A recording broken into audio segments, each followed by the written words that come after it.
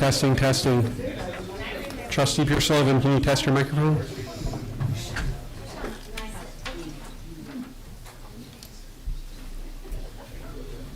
Trustee, can you hear me? Yes, thank you. We can hear Definitely you. loudly, but yes.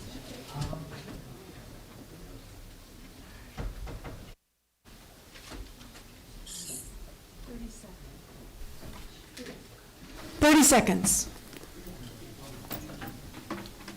Or until everyone's seated, which hopefully will be shortly.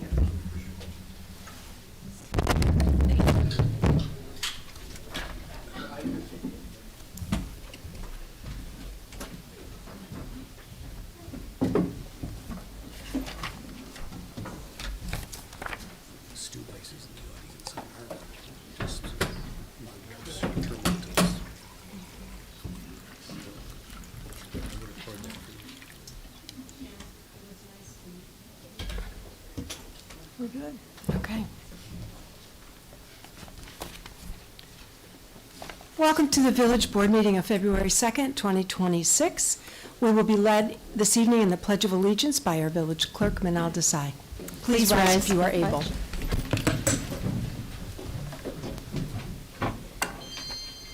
I pledge allegiance to the flag of the United States of America and to the republic for which it stands, one nation, under God, indivisible, with liberty and justice for all. Before the roll is called, I would like to ask my colleagues if there is any objection to our colleague, Trustee Allison Pierce-Slovan, participating remotely tonight. She is not feeling well, and she is making her best effort to participate. Any objections? Okay. If not, Trustee Pierce-Slovan will participate remotely.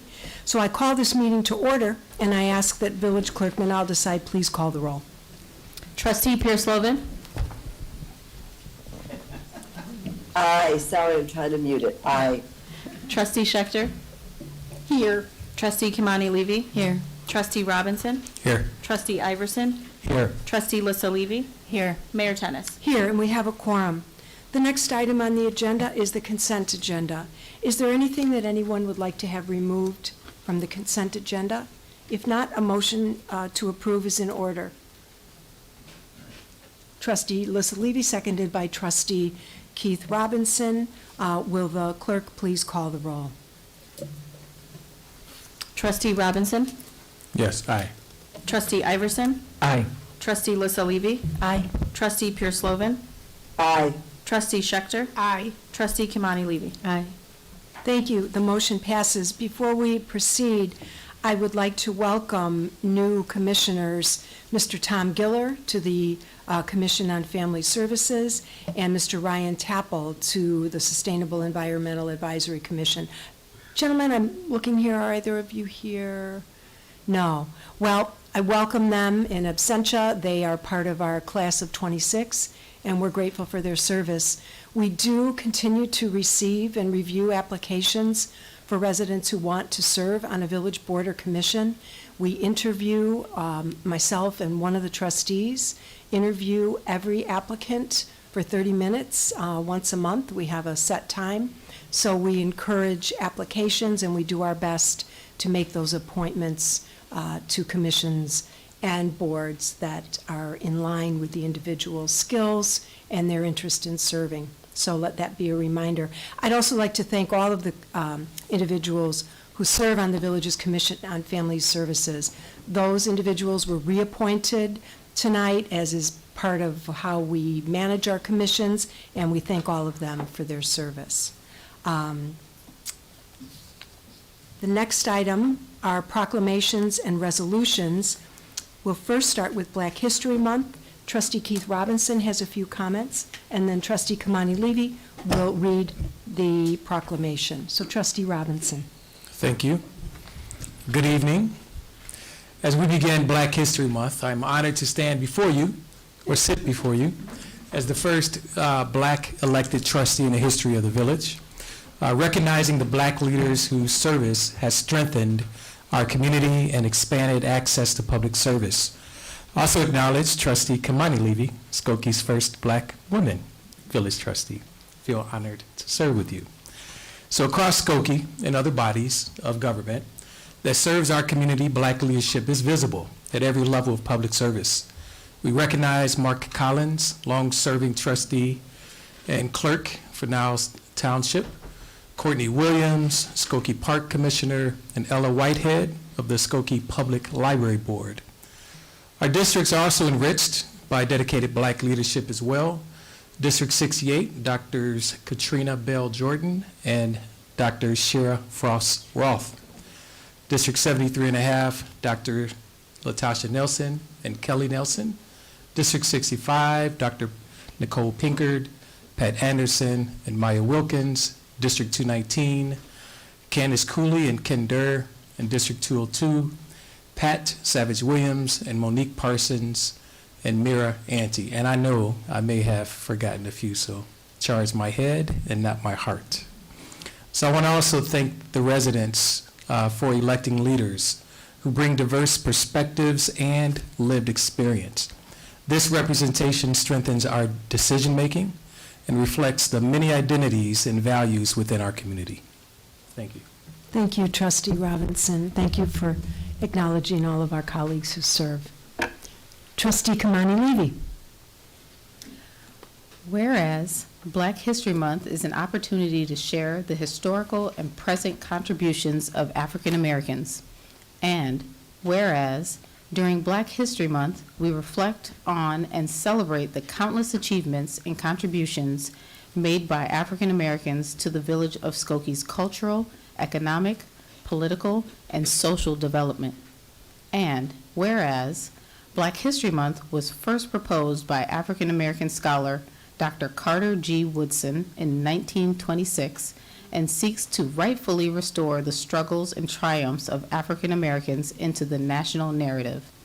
And whereas this year the theme is Legacy and Impact, where events spotlight support for Black businesses and highlights the accomplishments and contributions made to our economy and history. And whereas the village of Skokie recognizes the immense strength, resolve, and perseverance of the African American community, as well as the endless contributions and advancements that it has made and continues to make in Skokie and the world. We see this greatness woven into the fabric of our nation, and through it know that we are not trapped by the mistakes of our history. Now, therefore, I, Kimani Levy, on behalf of Ann Tennis, Mayor of the Village of Skokie, do hereby proclaim February 2026 as Black History Month. Thank you.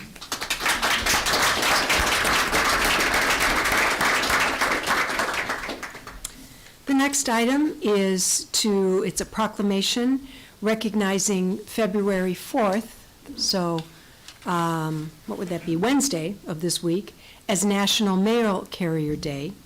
And we're also proclaiming it as Shoshana Dorman Day. Trustee.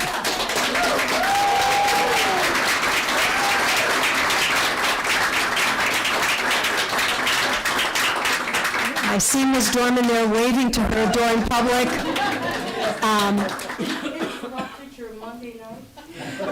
So thank you for being here. Trustee Gail Schechter is going to read the proclamation, and then we'll meet at the podium. I'll hand you the actual proclamation.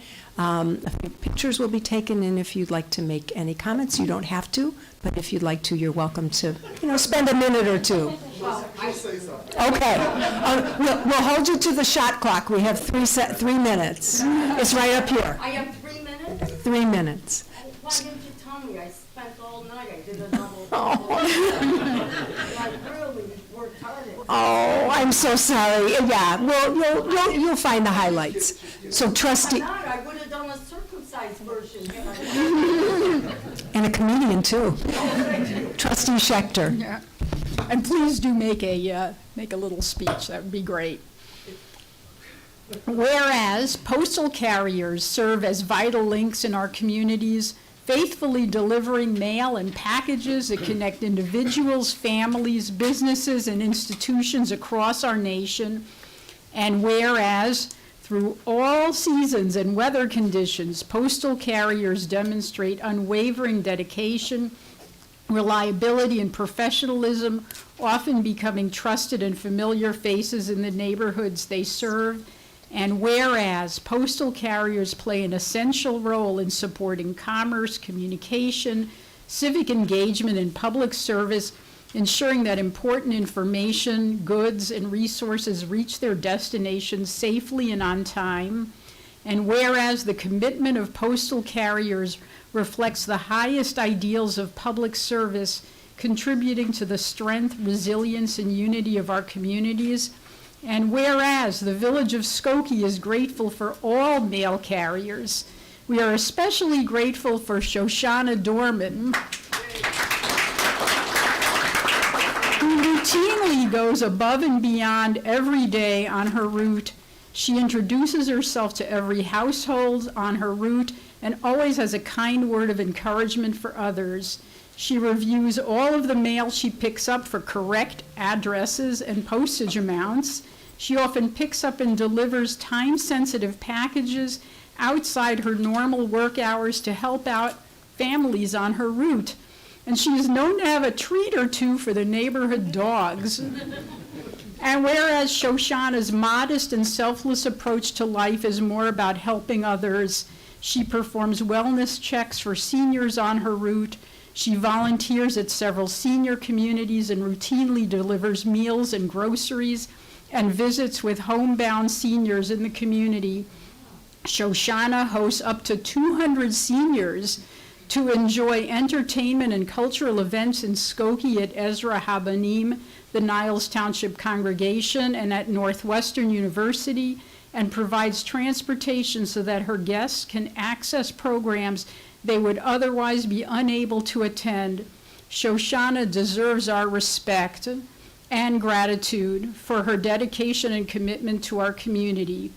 Now, therefore, Ann Tennis, Mayor of Skokie, does hereby proclaim February 4th, 2026 as National Mail Carrier Day and Shoshana Dorman Day in the Village of Skokie, and encourage all residents to take time to express appreciation and gratitude to postal carriers for their hard work, dedication, and invaluable service.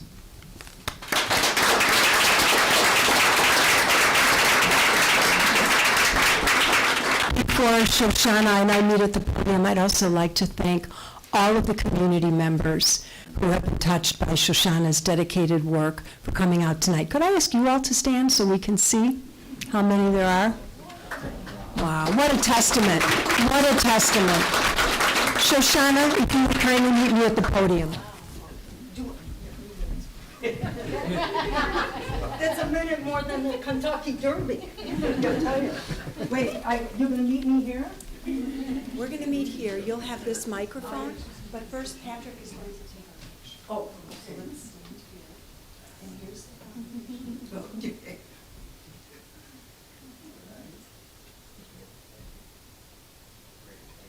And I was teasing about the 3 minutes. We won't invoke the shot clock, but we'll keep it up there. And if you see me going like this, you'll know it's time. But thank you. Thank you. No, I just left Pearl's house. Pearl is, thank you so much. Thank you for all coming. Give me an idea how my funeral's going. Just left Pearl. She's, is there a microphone? Yes, right there. Oh, you can. It would be best if you spoke into the microphone. More interesting when I stop talking. Maybe I should use the microphone. No? Ms. Dorman, I do know, I've heard on good authority, that some of your super fans who are unable to be here tonight are watching remotely. So because of that, I would encourage you to speak into the microphone. That way they'll be able to hear you. All right. I just left Pearl's house. She's 94. She never looked her age. Just ask her. I know you're probably thinking, pray tell. Okay, I'll tell you.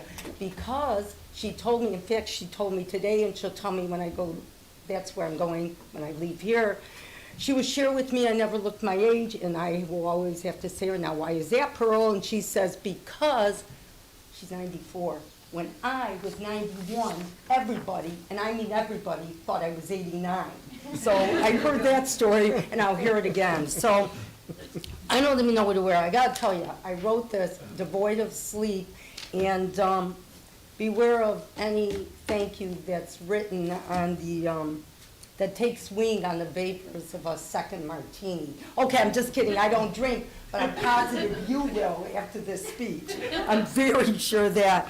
But anyway, I'm totally blessed to be here. I wasn't even gonna write anything, but I'm so devoid of speech, and my synapses are very dysfunctional.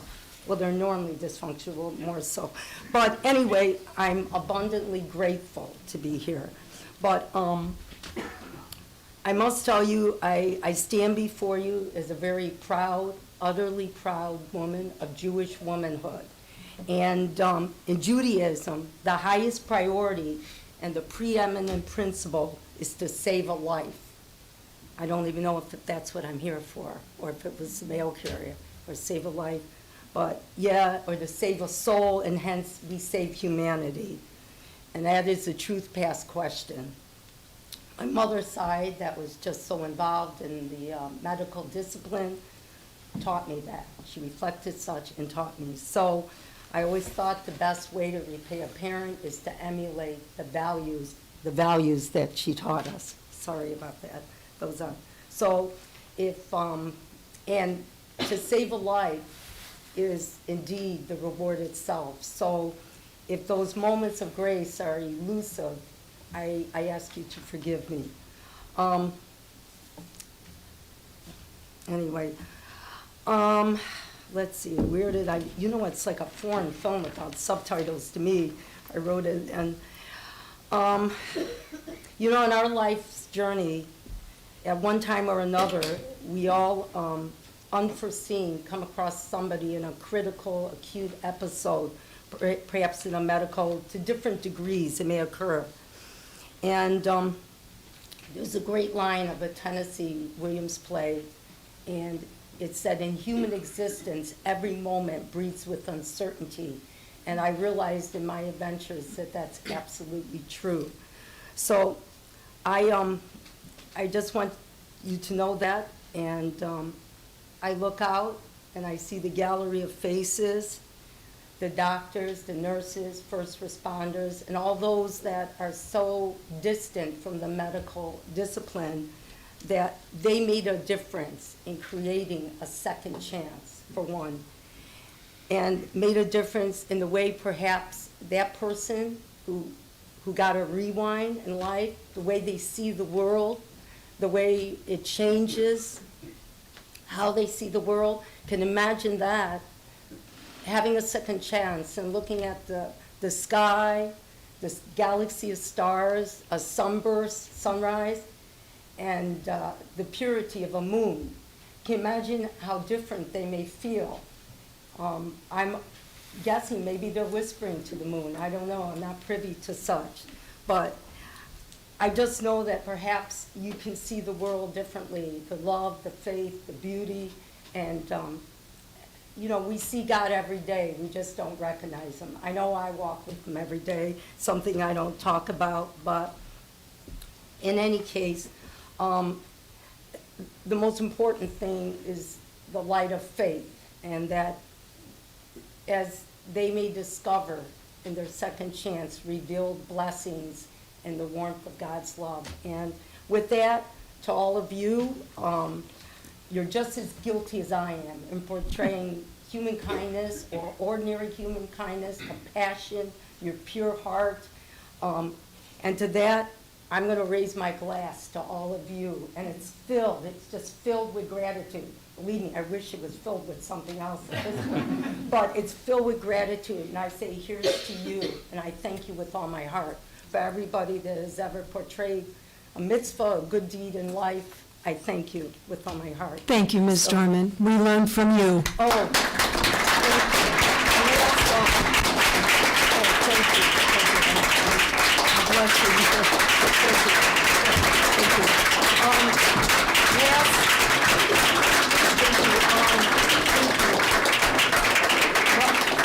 You're gonna make me cry. Thanks. But last but not least,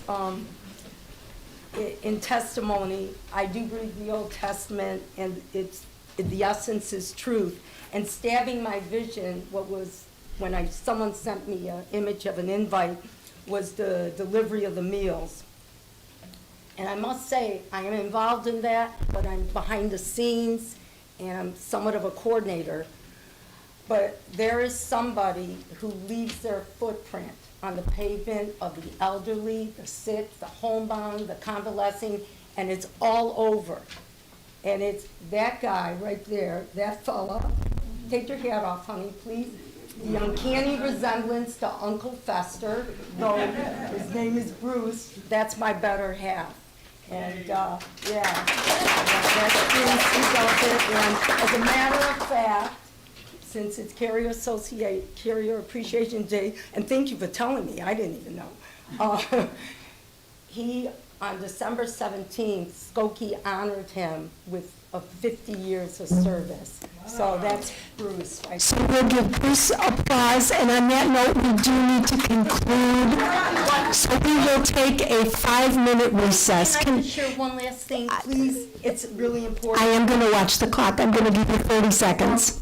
He's put up with me all these years and my adventures, my homebound. I come home so tired, and I come home, I'm boring.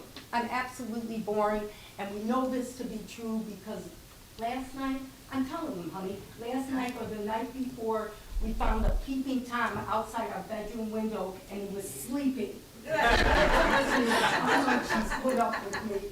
I'm so grateful to be up here. I'm truly blessed. It's a distinct privilege, and may God bless you all. Thank you. Thank you, Shoshana. Thank you. And I'd like to also acknowledge the work of Trustee Gail Schechter in making this happen, and I believe there were some other folks who might, Brenda, where's Brenda? Where's Brenda? Brenda, guilty as charged, and our Human Relations Commission may have been involved, so there were a lot of players. We will reconvene at 7:55. Thank you.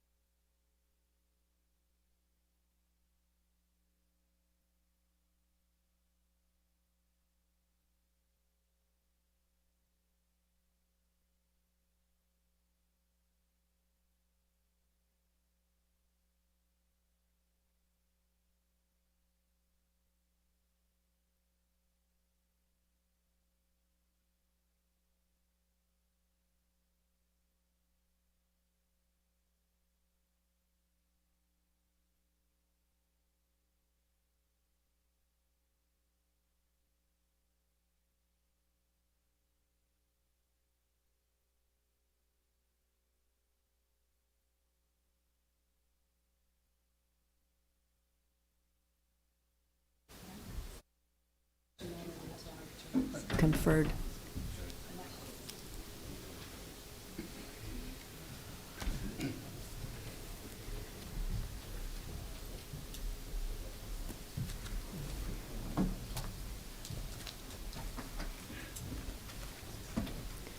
The next item on the agenda is public comment. This public comment period and the one at the end of the meeting is for addressing the village board in regard to items that are not part of tonight's agenda. Each person is allotted 3 minutes. Please note that this is an opportunity to address the village board, and thus we are listening and will not respond. The agenda item is up for up to 10 speakers. Each speaker is allocated a precise 3 minutes. Speakers who choose to make a public comment now may not make another public comment at the second public comment time. To be clear, for any agenda item on which the board is expected to take action tonight, we do allow up to 5 speakers for 3 minutes each for those items before the votes are taken. So just to be clear. I see we have a gentleman who would like to address us. We would appreciate your name, please, your first and last name. Yes, good evening, Mayor, trustees. My name is Jordan Campagna. I live on the 5,000 block of Elm Street. I'm here to ask the board to place the Elm Street permit parking issue on a future agenda so it can be reviewed at a board level before any final decisions are made. Before continuing, I do want to thank Mayor Tennis and Trustee Iverson for engaging with me directly on this issue. I want to be clear that tonight, my comments and concerns are not primarily about parking. It's about whether residents are being given the information they need to make informed decision. On Friday, residents received this letter from the village asking households to express support for one of 3 options: keeping permit parking in place, implementing partial permit parking, or removing permit parking entirely. This approach relies on residents opting in to act. Those strongly in favor of permit parking are far more likely to call, email, follow up, and advocate, while those opposed but are busy, disengaged at this point, are far more likely to do nothing. The letter only gave residents 5 days to call, not email, to call, with a deadline of this Wednesday, just 2 days from now. The letter does not explain how responses will be counted. It states that all responses will remain anonymous. It does not define what happens when residents do not respond at all, and that is especially concerning because during the last evaluation, village staff previously counted non-responses as support. Regardless of intent, this process leaves very little documentation, limits transparency, and makes it hard to understand how decisions are actually being made. Engineering previously stated that splitting the block for permit parking would be impossible to enforce and not an option. That position was later contradicted with the letter. This is the worst case scenario, as partial permit parking creates inequities that did not previously exist and applies different rules to homes on the same block with the same conditions and history based solely on where a line is drawn. So this is not a thoughtful solution, it is a reactive one. As mentioned in the previous public comment, residents are now genuinely questioning the legitimacy of the original petition and whether it ever reflected informed consent. And when that question is on the table, the responsible thing the village should do is to stop, reset, start over, not move forward with an ad hoc phone process that only adds more confusion. What's being proposed right now doesn't seem fair, it doesn't feel transparent, and most importantly, it doesn't feel defensible.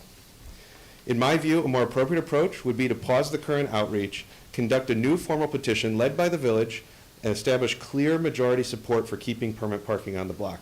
For those reasons, I respectfully ask the board to place this issue on a future agenda so the process can be discussed publicly before any further action is taken, with the goal of removing permit parking from Elm Street until and unless that clear majority support exists. Thank you. Thank you.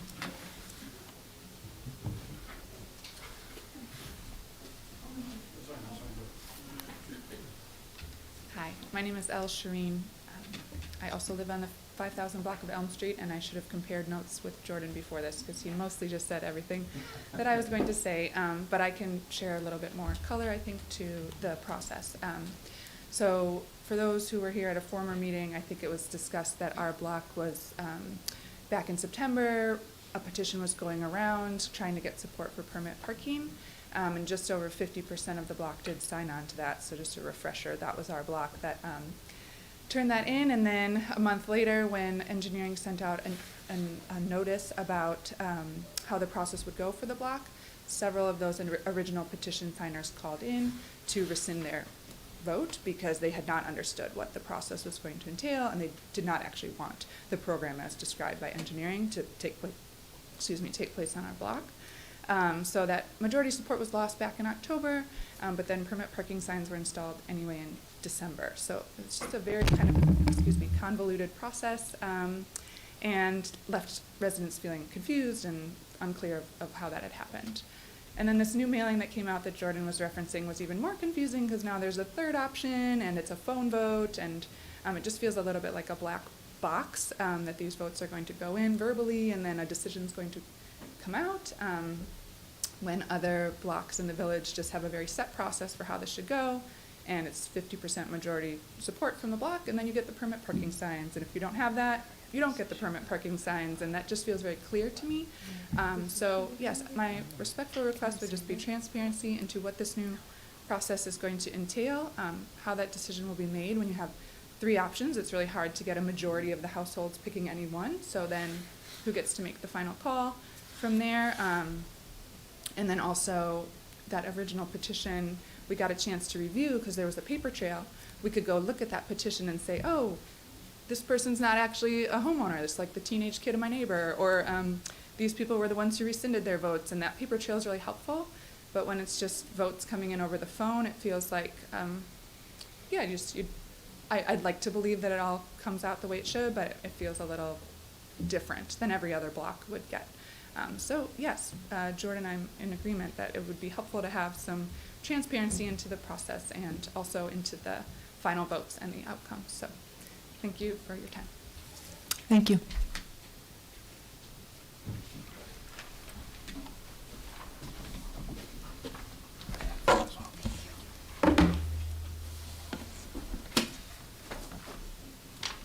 Good evening. Is this working today? We have trustee Pierce Sullivan on Zoom, so no, it's not.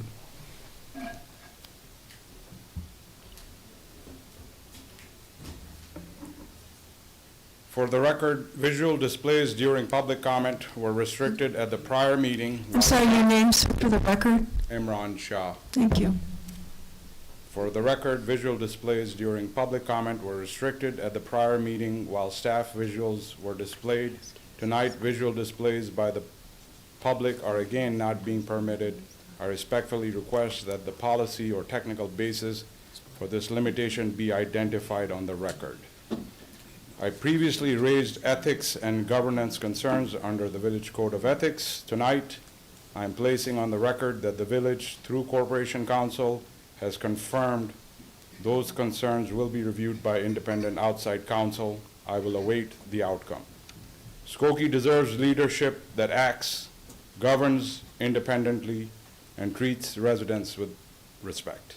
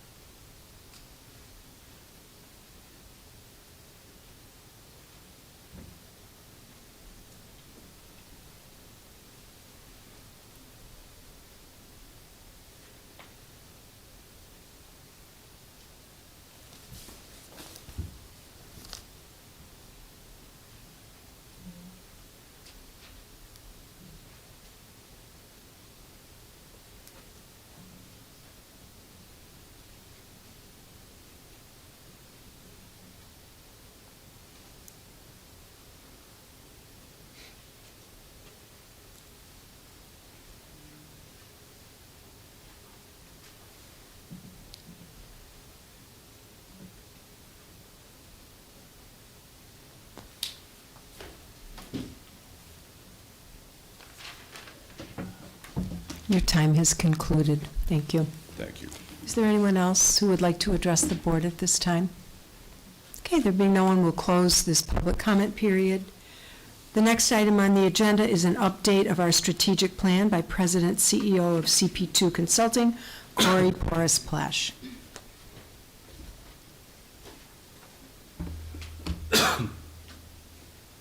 Hello, everyone, and thank you for having me back again.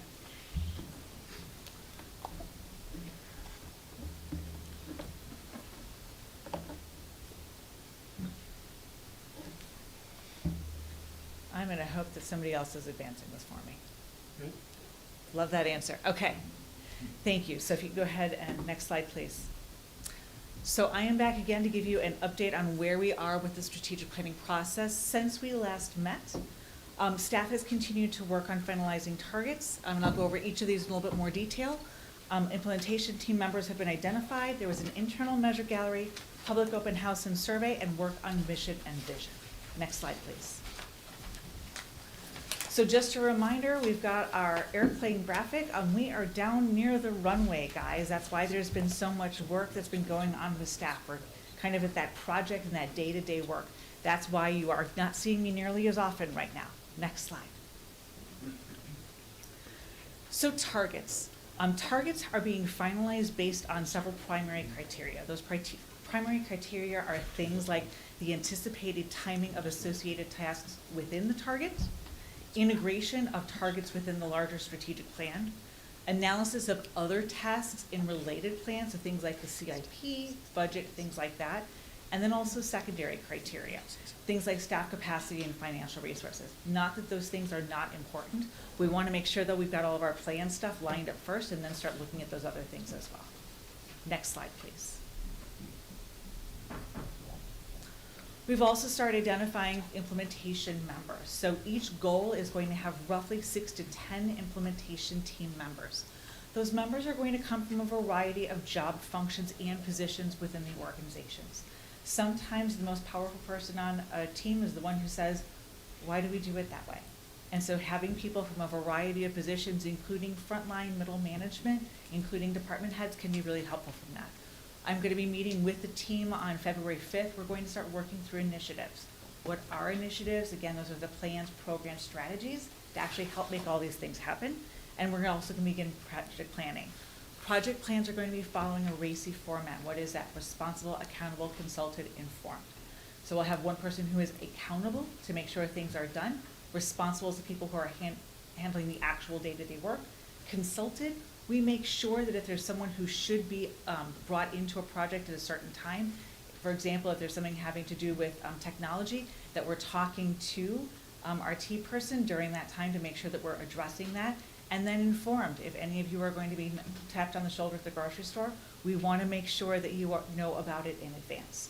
That's essentially what the format is. We'll make sure that we are going through doing our project planning according to that framework. Next slide, please. We also went through and we did an internal measure gallery. So approximately 100 staff attended that. It was held at Village Hall, Public Works, and the Police Department. What is a measure gallery? It's an opportunity to stop kind of midway through the process and say, so these are the things that we're looking at. Give us some feedback on it. Are the things that we're looking to measure, does this make sense? Are there some adjustments that we should make? How should we maybe be carrying these things out? Again, it's just an opportunity to get some feedback. There was also, it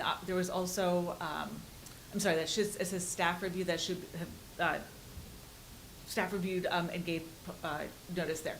There was also a public open house and survey. Again, December 11th, approximately 50 people attended, and there was also a survey with 146 responses. Questions were slightly different. They were asked to rate goals and outcomes and share feedback.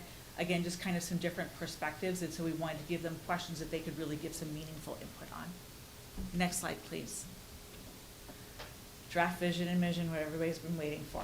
So based on the information that was given, we had a lot of thoughtful feedback when we all got together. As you recall, I told you guys we were not going to wordsmith on the fly because that just tends to not work very well. But I wanted to take the feedback that we got. So I went ahead, I came up with a draft. Mayor Tennis had also given some information as well. We also worked with staff a little bit to come up with this draft vision and mission for you to consider. Give you guys a chance to kind of absorb that.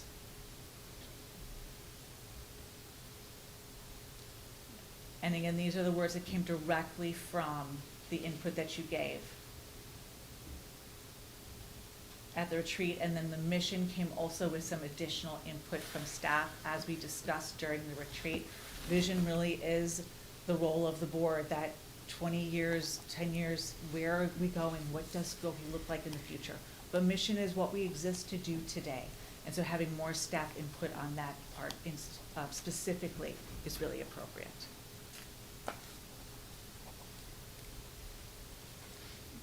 Next slide, please.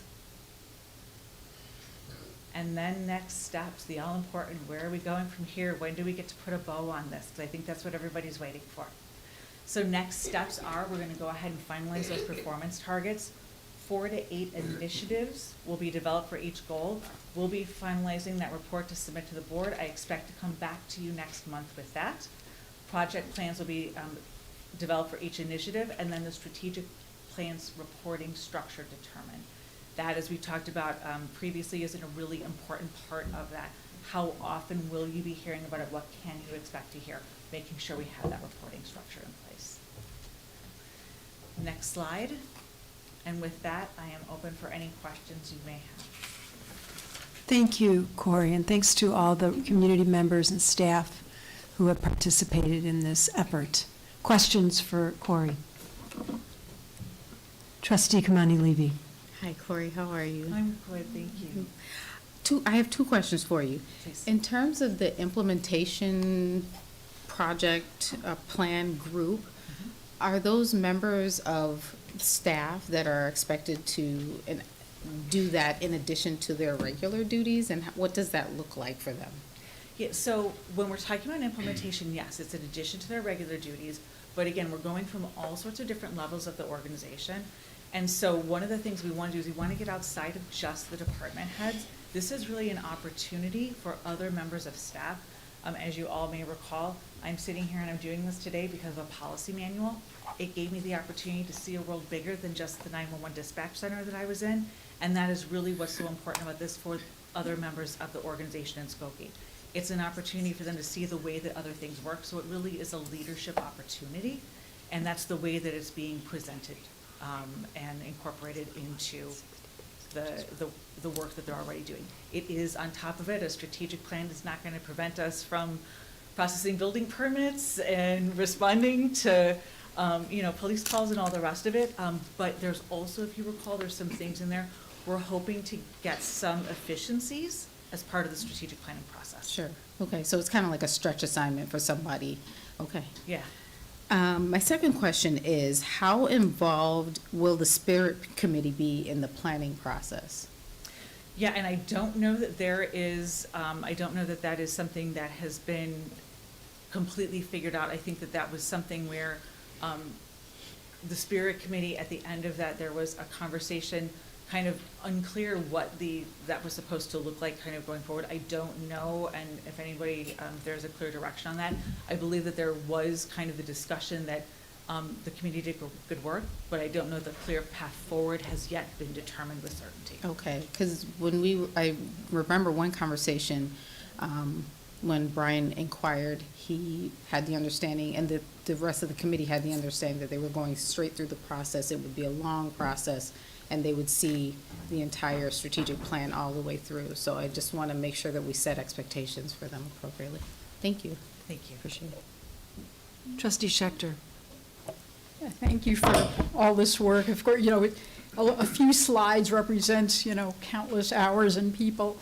But I have a question for you, which also perhaps goes to the rest of us, but in terms of making sure none of this just sort of sits on a shelf. And of course, Trustee Kamani Levy talked about, the staff work, but in your experience, what's the best way for this board and the public to be informed on a regular basis? Should it be a standing item on the agenda?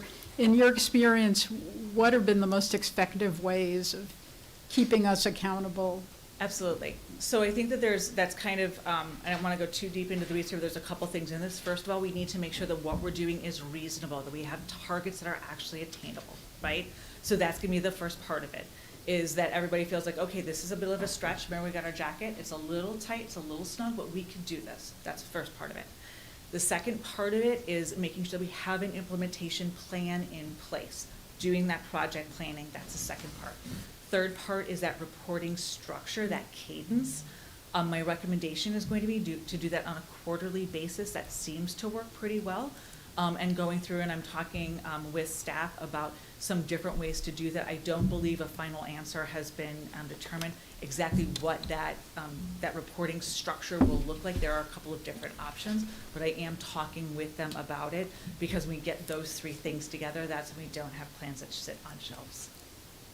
I'd like to jump in. Can you also please talk about, I know some of your clients have public-facing dashboards. Yes. And that is of great interest to me.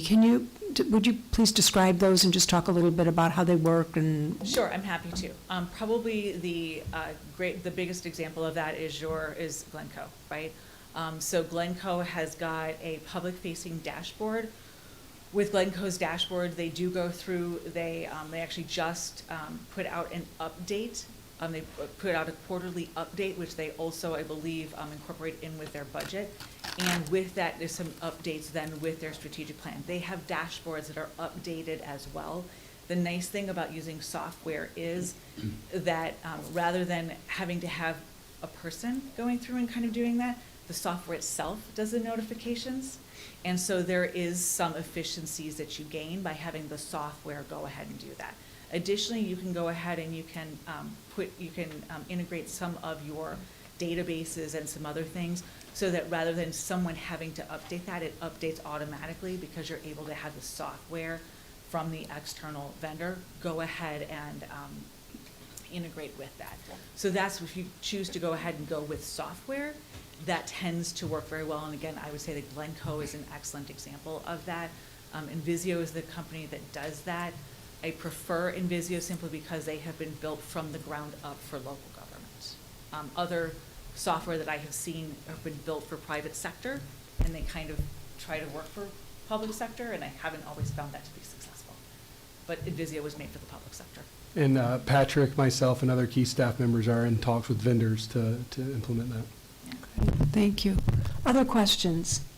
I'm looking to the left here. Okay. Thank you. Appreciate. Let me check in with Trustee Pure-Slovan. She's muted. Going once. I'm fine, thank you for asking, thank you. Okay. Thank you. All righty. Thank you. We'll look forward to more information. Appreciate the update and all of the hard work. Yes, I look forward to seeing everyone next month. Thank you. The next item on our agenda is the report of our village manager, John Lockerbie. Thank you, Mayor Tennis. Good evening, trustees. Good evening, everyone. Item A is regarding a recommendation for adoption of the ordinance for short-term rentals, commonly being referred to as STRs. Our Community Development Director, Johanna Knighton, is approaching the podium. She's going to provide a presentation, kind of the practical implementation of what's being discussed. The ordinance has not been changed significantly since the last discussion by the village board, and so the presentation will kind of focus in on practical implementation. But the ordinance is intended to be an 18-month pilot program. It's a standalone ordinance. It is not being codified. Any extension of the program, of this pilot program in the future, will require the village board's approval. The village will be monitoring this program very closely over the next 18 months, and there will be updates 6 and 12-month intervals as we go through this pilot program. And so with that, I'm going to turn it over to Johanna. All right, good evening, everybody. John sort of covered much of what's on the first slide. Oops. Okay, much of what's on the first slide, but just to recap a little bit. Right now, reminder, everybody who wants to have an STR is registered under our rental registration. So they're registered where we inspect in a similar manner to a residential rental property. where somebody might have a lease for 12 months. So that's how they have been registered to date. And any STR that seeks to exist under this pilot program must be registered in compliance with this new ordinance. They can't, we've used the word grandfathered in. That doesn't mean they get to continue to fall under the rules of the existing ordinance. And the way that we've treated rental registrations, they must come under the STR pilot program. So 18-month program starts May 1st. We amended to minimum stay of 5 nights from 7 from the previous discussion, and during that 18-month pilot program, no more than 18 stays for that period. And then the pilot may be canceled prior to expiration by the village board and extended, and must be extended after 18 months to continue to permit the operation of SDRs. But I think most importantly, this provides clear enforcement and regulation of this particular use. This doesn't exist right now because this use is slightly different than rental registration and rental properties, and this gives us new opportunity. There's one slight adjustment that we would ask to make to the ordinance to change mention of 120 days to April 1st. So we would just ask that registrations come in by April 1st in order to stay in compliance so we don't have a limbo on May 1st. Okay, so who is eligible to become an STR host under the new proposed ordinance? So we've done some additional research with third-party entities that can comb the internet and determine how many STRs there are. There's about 75 to 90 active units at any given time in Skokie. So within that, those are people who have registered under our current process.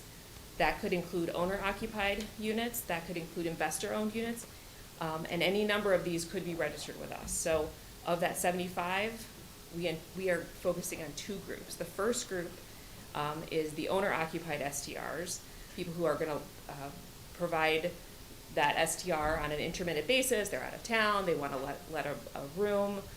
That's one subset of that 75. The second group are investor-owned units currently registered with the village.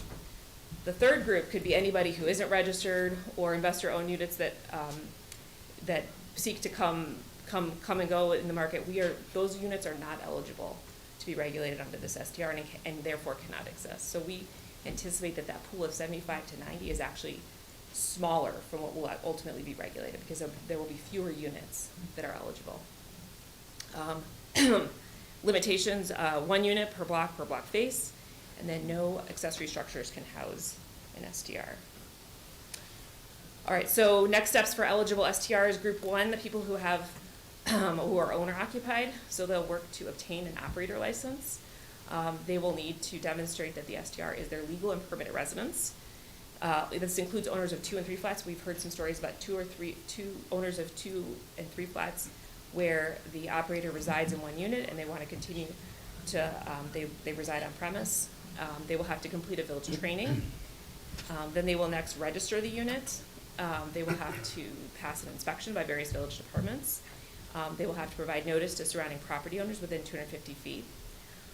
Once completing those activities, they are eligible to become, assuming that they have followed the steps involved here, they are eligible to be a fully registered unit and licensed operator. The second group, eligible STRs, these are the investor-owned units that have already been registered as current rental properties with the Village of Skokie. They are eligible to continue to operate as an STR, assuming that they have complied up until January 16th with our required processes. So similar to the group 1, they would have to obtain an operator license, and they would also demonstrate that they are able to that they or their operator must remain within 10 miles of the property during a rental. Finally, they'd have to register the unit. Similar, they'd have to pass inspections. Exactly the same to the group 1, and then they'd have to provide a notice to surrounding property owners. Assuming that they pass all those hurdles, they would also be a fully registered unit and licensed operator. The mention earlier of the April 1st date is in tandem with the May 1st. the Village of Skokie, our rental registration expires on April 30th, and they'd have to renew on May 1st. So in order to ensure that everybody is compliant, we would want to make sure that they're obtaining their registration and license prior to May 1st. So just to clear that potential gap up in the ordinance. So this is the big piece of why this is different than the current rental registration, that these businesses, these STRs would have to maintain their eligibility. So they must offer no less than 5 consecutive nights, no more than 18 bookings for the pilot year, and then they also must be registered with an STR intermediary, and they have to maintain certain criteria within that listing. So big one is photographs of the property, photograph of the front of the property, because that has often been a confusing element of what unit is which. And they have to include their village registration number. This is common with STRs to make sure that they have registration with the municipality. Finally, they have to maintain the required postings, life safety, contact information, local parking regulations, and refuse disposal. And guest log, hotel motel tax, local laws and ordinances, they have to follow those, noise ordinance, we've heard about noise issues. And finally, the gatherings must meet the guest occupancy of an STR. So when an STR is inspected and registered, excuse me, they have to get their occupancy. So if they say you can have 12 people in this building, in the structure, they can't have a party for 50 people. That would be in violation of their STR. So in terms of enforcement addressing problems, as the manager mentioned, we will bring reports at 6 and 12 months to the board on the progress. We will utilize online-based tools that monitor STRs in the market. And also there's a tool that can tack on to our Access Skokie suite that could work with notification of issues and concerns as they emerge in real time. And finally, the code changes allow swift revocation process to remove eligibility and require the operator to cease operations. Notably in this, they are not eligible to reapply for the remainder of the STR pilot program. So I'll pause and deal with whatever's tickling my throat right now. Does this conclude your report, or your, okay? Yes, sorry. Thank you, okay. Thank you, and I'd like to thank all the staff who worked on this, the attorneys, and to the residents who we've heard from, and we will open up public comments in a moment. I do have a couple of questions. If you could go back a slide, yeah, right there, second bullet point. Okay, no more than 18 bookings during the pilot program. Wasn't there something, don't we say 12 bookings? Isn't there a probationary period? Previously, in the prior to adding the pilot program, we had a 12-month probationary period. Okay. We were planning to have this in existence beyond when it wasn't a pilot program. Okay, so now we've stretched it out that for that 18-month period, they can have a total of 18 bookings. It maintains in the spirit of Yeah, what the probation okay. is, is 1 per month. All right. The notice of 250 feet, I know that's consistent with a lot of notice provisions in our village code. What would preclude us from expanding that to everyone on the block? Not just 250 feet, but everyone on that block? Our software can accommodate that. We draw a circle. It can? Yeah, it can accommodate that. Okay. All right, I'd like us to think about that. I'd like to expand notice. There's a provision where the village manager is, when there's a problem, when we're looking at revocation, the village manager is he alone is the hearing body, hearing person, just like I am with liquor code violations. I want to just clarify, there is a provision that if anyone wants to appeal a decision he makes, they can appeal to the village board. Is it correct that that appeal can either be done, let's say he rules against the operator and their license is revoked, they could appeal to the village board. But if he doesn't revoke a license and residents consider themselves aggrieved by that decision, they could appeal to the village board. Is that correct? Yeah, it is. Okay. Yes. All right. Those are my questions right now. I'm going to open it up this way. Trustee Robinson? Thank you. I have a couple of things. Go ahead. That came upon me. One is, again, thank you for all the work, the additions. And, you know I didn't say this last time. I had it top of mind. I should have said it, but I'm going to say it today. That I think there's a missing body that puts eyes on this STR ordinance, which is the Housing Subcommittee. I know I mentioned it probably way back, but I just wanted to elevate that. And I know we're getting the updates, 6, 12, and at the end of the 18-month, which is great, but there's got to be someone else, and I would love to have more community members who are part of that committee to kind of put eyes on it, as we kind of move through it. They can do the housing stock, or the stock for how many STRs are out there. They can do assessment. They can help us, by providing input. They can review some of the findings as far as what's going on, what are the barriers, what are the challenges, what are the concerns, what are the recommendations to mitigate some of those issues. And I just wanted to add that. I know we've talked about a housing commission. This is a part of the plan commission, the housing subcommittee. But I know there are some other things that this body could really provide some perspective. So just wanted to elevate that. I'd recommend that we look at that at the 6-month juncture. I don't think it's a bad suggestion. I'd like to get the ordinance on the books, get people registered, see how it's going. So in 6 months, I think we should take a look at if we need to convene it, a group at that time. So Trustee Lisa-Levy. Thank you. For the registration fees that would be assessed for an operator, if we decide to end our pilot program early, would a portion of those fees be refunded? No. Okay. And where do those registration fees go? What pool of revenue? So right now, I believe they go to the general fund, and Right, the fees are based on the cost of the program, and so most of the expenses are within the general fund, and so that money would be allocated to the general fund. Okay.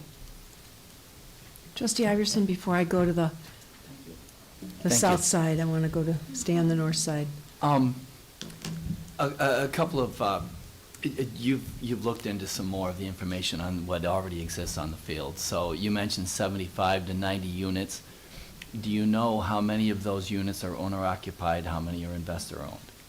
so without purchasing the said tools, I cannot tell that, and that is not necessarily something that they discreetly aggregate, because there is in these tools, they show how many days are blocked on a calendar. So often, what I'm hearing from these vendors is that when you have a large number of days blocked, that's probably somebody who's an owner-occupied person. However, if those owner-occupied buildings, those spaces, may also offer a room or a portion of their house 287 days out of the year. So it's a little bit of a mixed bag of within the property is available and what isn't. But I was given the confidence that when you get into the tool and you start to understand how the listings are, there's little nuances to length of stay and those blockings of the time that can yield how the property is being used. So we would be able to get to that number ultimately. Then you do have an idea for any one of these units, or just perhaps an average of these 75 to 90 units, how often are they being rented out? The tool that they showed, that I was shown, will show how many bookings they have had in the past 12 months. And what does, for what we've already seen, are we talking, because we're considering 18 over 18 months, 18 over 12 months in phase 2 if we adopt the ordinance. What's happening now? Sure, and I apologize if I misspoke. They didn't show me what is happening in So we Skokie. don't They know. showed me what the tool is capable of doing. So I got to see what is happening in Hawaii, but I didn't get to see what's happening in Skokie. They showed me the landscape, that there's about 75 to 100, but the nuances of this STR or this STR, that was not, it's proprietary information that, was Thank not you, available. Director. Thank you very much. And the trouble I'm having, let me first say that, the work that's been done, and I think the idea of doing a pilot with follow-ups is solid. It's a solid idea. The trouble I have is that we have zoning. I buy a house in a community knowing that my neighbors are single-family homes. We've got that. If I wanted to open up a business in my garage, I would not be allowed to. So I really struggle with the idea of not calling it a business, even though it feels very much like a business to me. That's one problem I have. The structure of the ordinance, which again, I think I really admire the work that's been done, and the pilot will tell us a lot. However, the fees involved make, to me, as I add the numbers up, I feel the most likely way to, if someone were to say, sure, I'm going to pay the fees, I'm going to pay the per unit, and I'm going to rent it out as much as I possibly can in order to cover those charges. That feels like a business to me. That doesn't feel like a casual user. Meanwhile, we have users in the village that have really legitimate purposes, really good reason to want to be able to do this, especially in the religious community. So that what I'm struggling with is it feels like we've got two distinct goals that are in conflict with one another. And that's what I'm struggling with. Trustee Iverson, just for the record, and this would be a more detailed discussion, but if you wanted to open a business in your garage, you could, as long as it's in compliance with provisions of village code that govern home-based businesses. Relative to parking, what else, John? Parking, noise. Number of people Number of attending the people. business. For Right. instance, a daycare. Daycare, some people work on cars, right? I mean, there are, there are. Services, right, attacks. services. Cottage law. Cottage, right, hairdressers. It's subordinate to the use as a residence. Did you, so the As corporation, long as as long as that home occupation use is subordinate to the primary use as a residence. Thank you, Council. And that's what this ordinance is attempting to get at as well. Thank you. I'd like to stop and just ask for clarification. So, to be clear, for investor-owned short-term rentals, if they, as of January 16th, 2026, were not registered in our system, our existing system, as a rental property, they do not have the option of moving forward with this registration. That is correct. And there is no provision for additional investor-owned short-term rentals in this ordinance. Correct. That's Okay. 100% correct. For owner-occupied, they would have had to have registered as well, but we would allow them to register under this if they were not previously registered. Correct, but the only piece that would be potentially prohibit a new STR that's an owner occupied is if there's already an STR on that block face as On that well. block face? Okay. The first in on the grandfathered in terms of being that group one eligibility, group one of that eligibility gets priority over a Okay. new owner occupied unit. And for the existing investor-owned that did register, that are in our system now, they have to complete the registration process and onboarding process and pay all of the fees by May 1st, 2026, or they cannot operate. There's a lapse in their registration, and they would not be able to appeal, apply, they're done. Correct?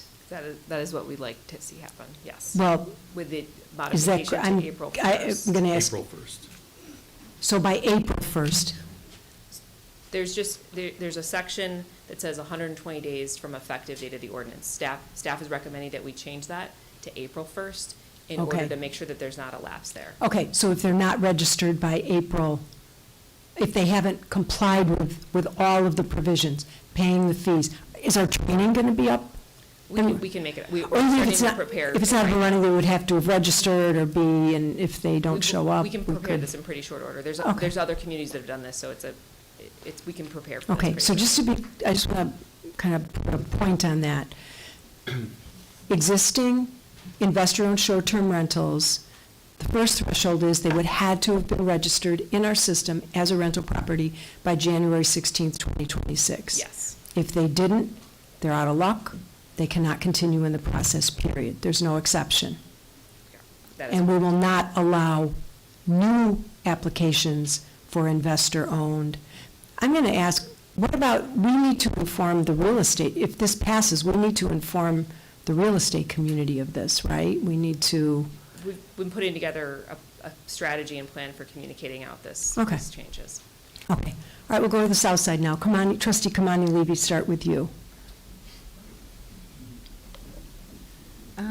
I had some questions about, and I don't know if you can even answer them because you don't have the data. I thought that there was some actual data. I tried to get the free data. I really tried. I knew people would want to know this. Were they willing to do an ad hoc or just like a one-time report? Oh, it would be so expensive. That got even more expensive than a sign-up. I Okay. tried. I really did. Okay, well, my question was around, it came up last time we spoke about this, the 5-day and how that impacts and restricts the specific types of stay, like for a medical or an event driven.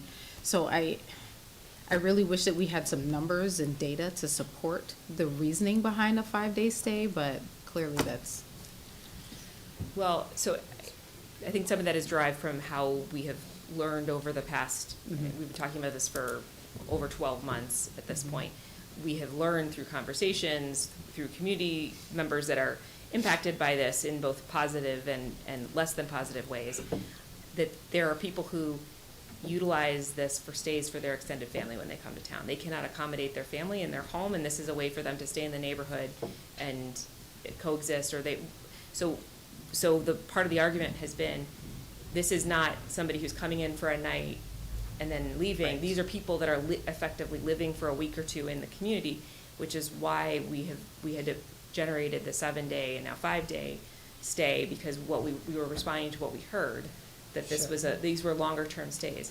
When I presented that to the person who was the vendor who was looking at the data, she seemed to acknowledge some agreement that the stay that she had observed when she looked at the Skokie information, that was consistent with what they observed when they look at the data, because there is a piece that they can see how long the bookings are for. Sure. And she acknowledged that this is not the Skokie market, and she had family that lived in the area, so she was familiar with the actual community. She's not far away.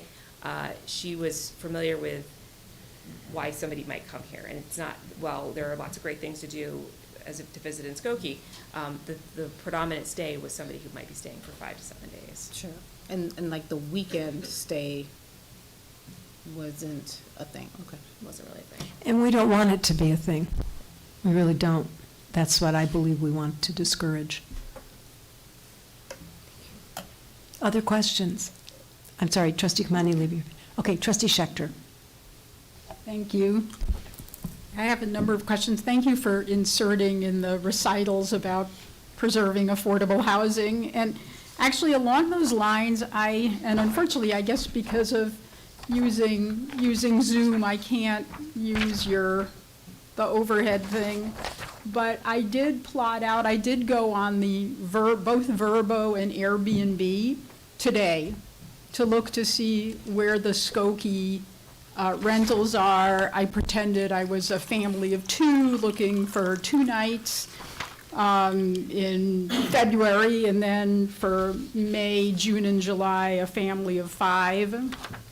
And actually, parenthetically, what I found is a ton in Evanston. I mean, that's where they all are. But one thing that concerned me in Skokie is that when you plot it out on the map, it's, what there is mostly south of Dempster. It's a lot of districts 3 and 4, and then also District 1, there's like none in District 2. So, you know, which is interesting, because that's a lot of what we were hearing, is that maybe, especially for perhaps, you know, during, you know, Orthodox Jewish gatherings wanting to be near a shul, we're not seeing actually any in that area. So, but what concerns me is we are seeing them where there's lower cost housing. So along those lines, I know we were just answering a question about those 75 to 90 STRs. Do we know, like, I know you couldn't say how many are the investor owned, but do we know, like, which, and I asked this before about the complaints that we're getting, are they the non-hosted investor? Are they, can we characterize the type of ownership structure for where we're seeing the complaints? I don't know that when we've had any kind of issue that we've necessarily discerned what, if it's an owner occupied, or, because we don't ask that when we do the rental registration. Two that stand out in my mind that generated a significant amount of complaints were investor owned.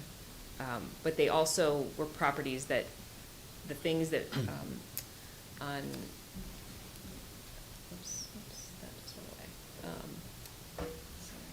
The list of things to maintain eligibility here, most of, they weren't doing a lot of these things. So one in particular that I think many of you are aware of does not have a photograph of the front of the property. So when you go to the unit, you don't know where you are.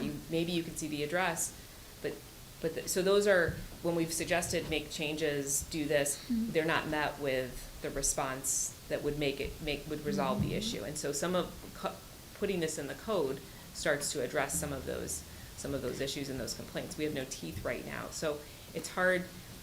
While I want to identify that investor owned or non-owner occupied or an owner that's gone more than half the year is the problem. The real problem is we don't have these enforcement tools to address. We can only suggest. There's no village code right now that says you must have a photograph of the front of your building. Yeah, I'm concerned that we're, you know, in terms of trying to regulate without actually knowing where the problems are.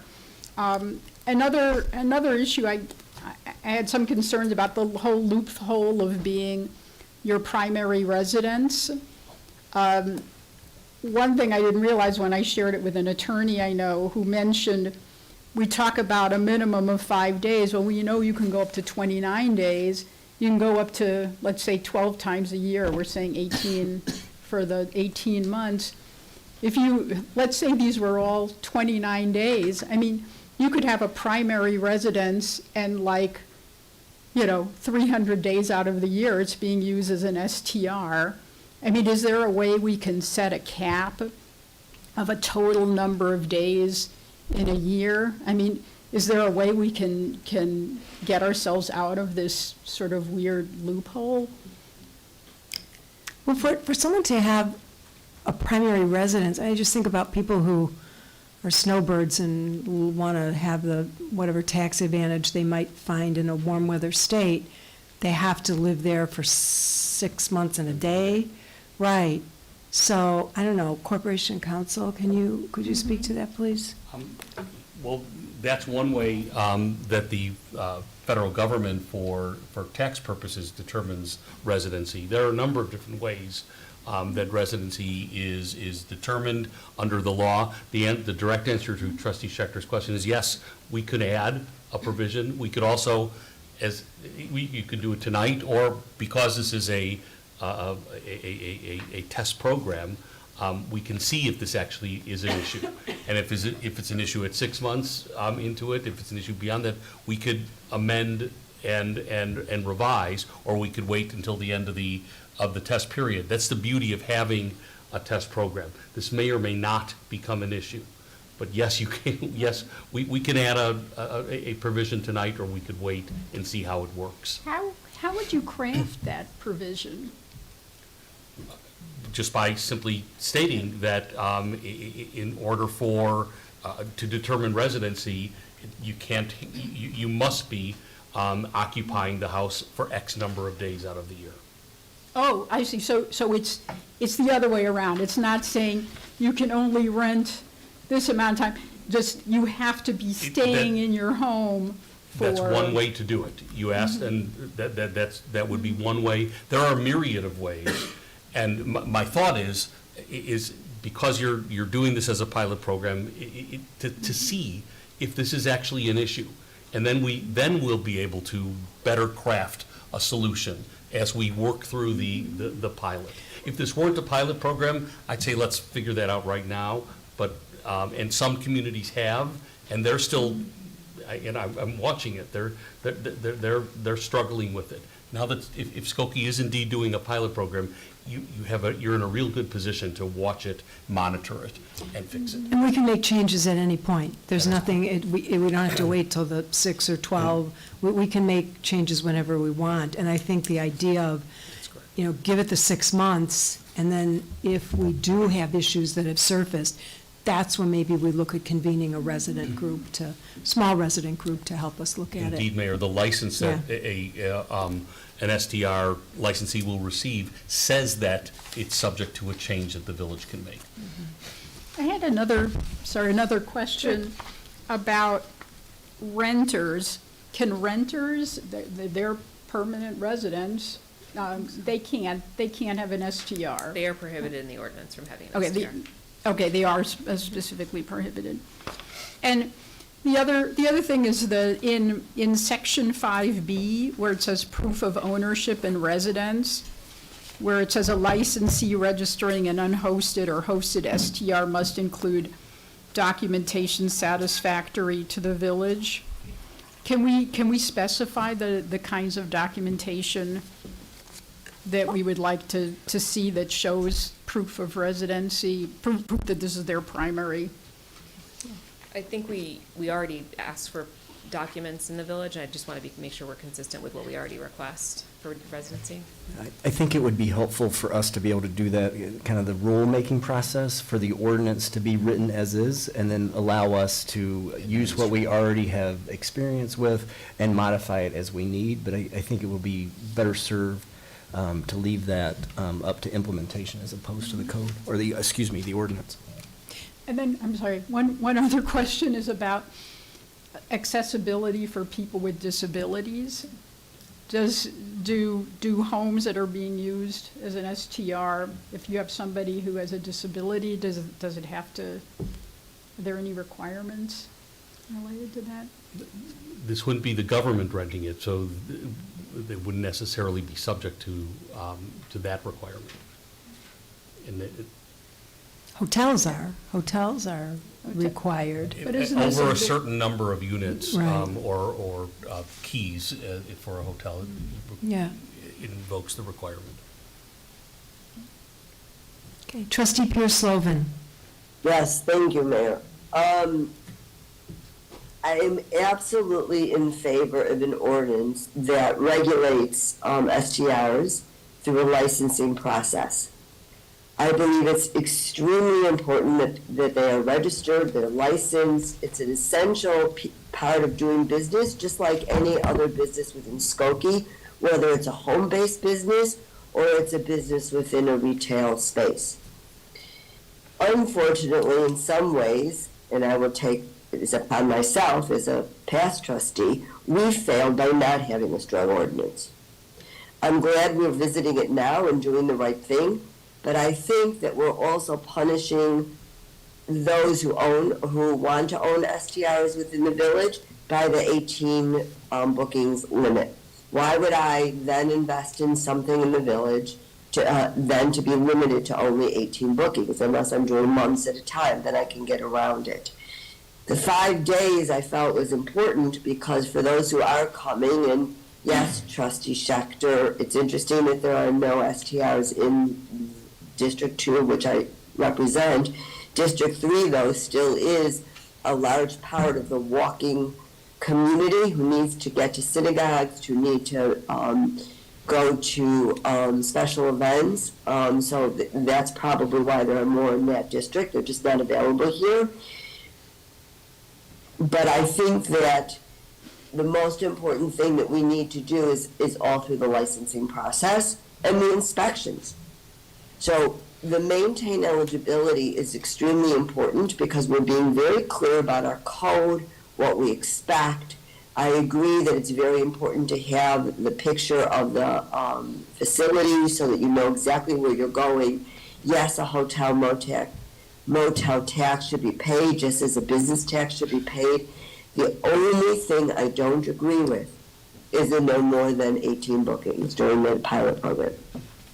Thank you, Trustee Pure-Slovan. And that's something that we could, as a pilot, we could take a look and, maybe if we have operators that are outstanding and do a great job and go a certain amount of time with absolutely no infractions, maybe our concerns, maybe we could give them some more latitude. Again, I mean, we have those kinds of owners now who have been very successful, have followed good practices in terms of their rentals. They've been good to the neighbors. I do understand that. So I don't want to penalize the person who's coming in, who is following the letter of the law and creating a good environment. thank you. Any other comments? Trustee Iverson. I wanted to mention really quickly, because you did a quick survey, Trustee Schechter, that there's kosher apps that are specifically designed for people that are trying to stay in a kosher environment. So that might provide a different number as far as people available, places available. Yeah, actually, I looked, and checked I didn't find any in Skokie. Interesting, very interesting. I wanted to ask really quickly, Director, the fines are first offense 500, then 1,000, then 1,500.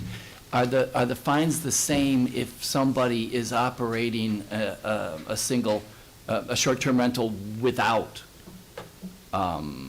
being permitted, without, if they were denied or if they never applied, are the fines the same? Well, it's less more so, they're gonna lose their license, they don't get to continue to, My question it's a different is, process. what I mean is, if somebody just completely ignores the village, starts, they list themselves, they're doing it, we catch them, is there a fine for them operating without? I mean, we can take their license away, but is there a fine for what they've done? Corporation Counsel will respond.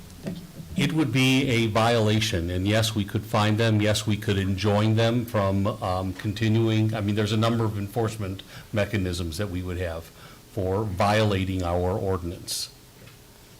Mayor? Yes. I think that, thank you, and Trustee Iverson, thank you. I think that's a critical part of it. I think there should be fines for not following the ordinance, just like a business is fined if they have, too much garbage or whatever the reasons are when they have an inspection. I think we have to hold the same standard. This is a business.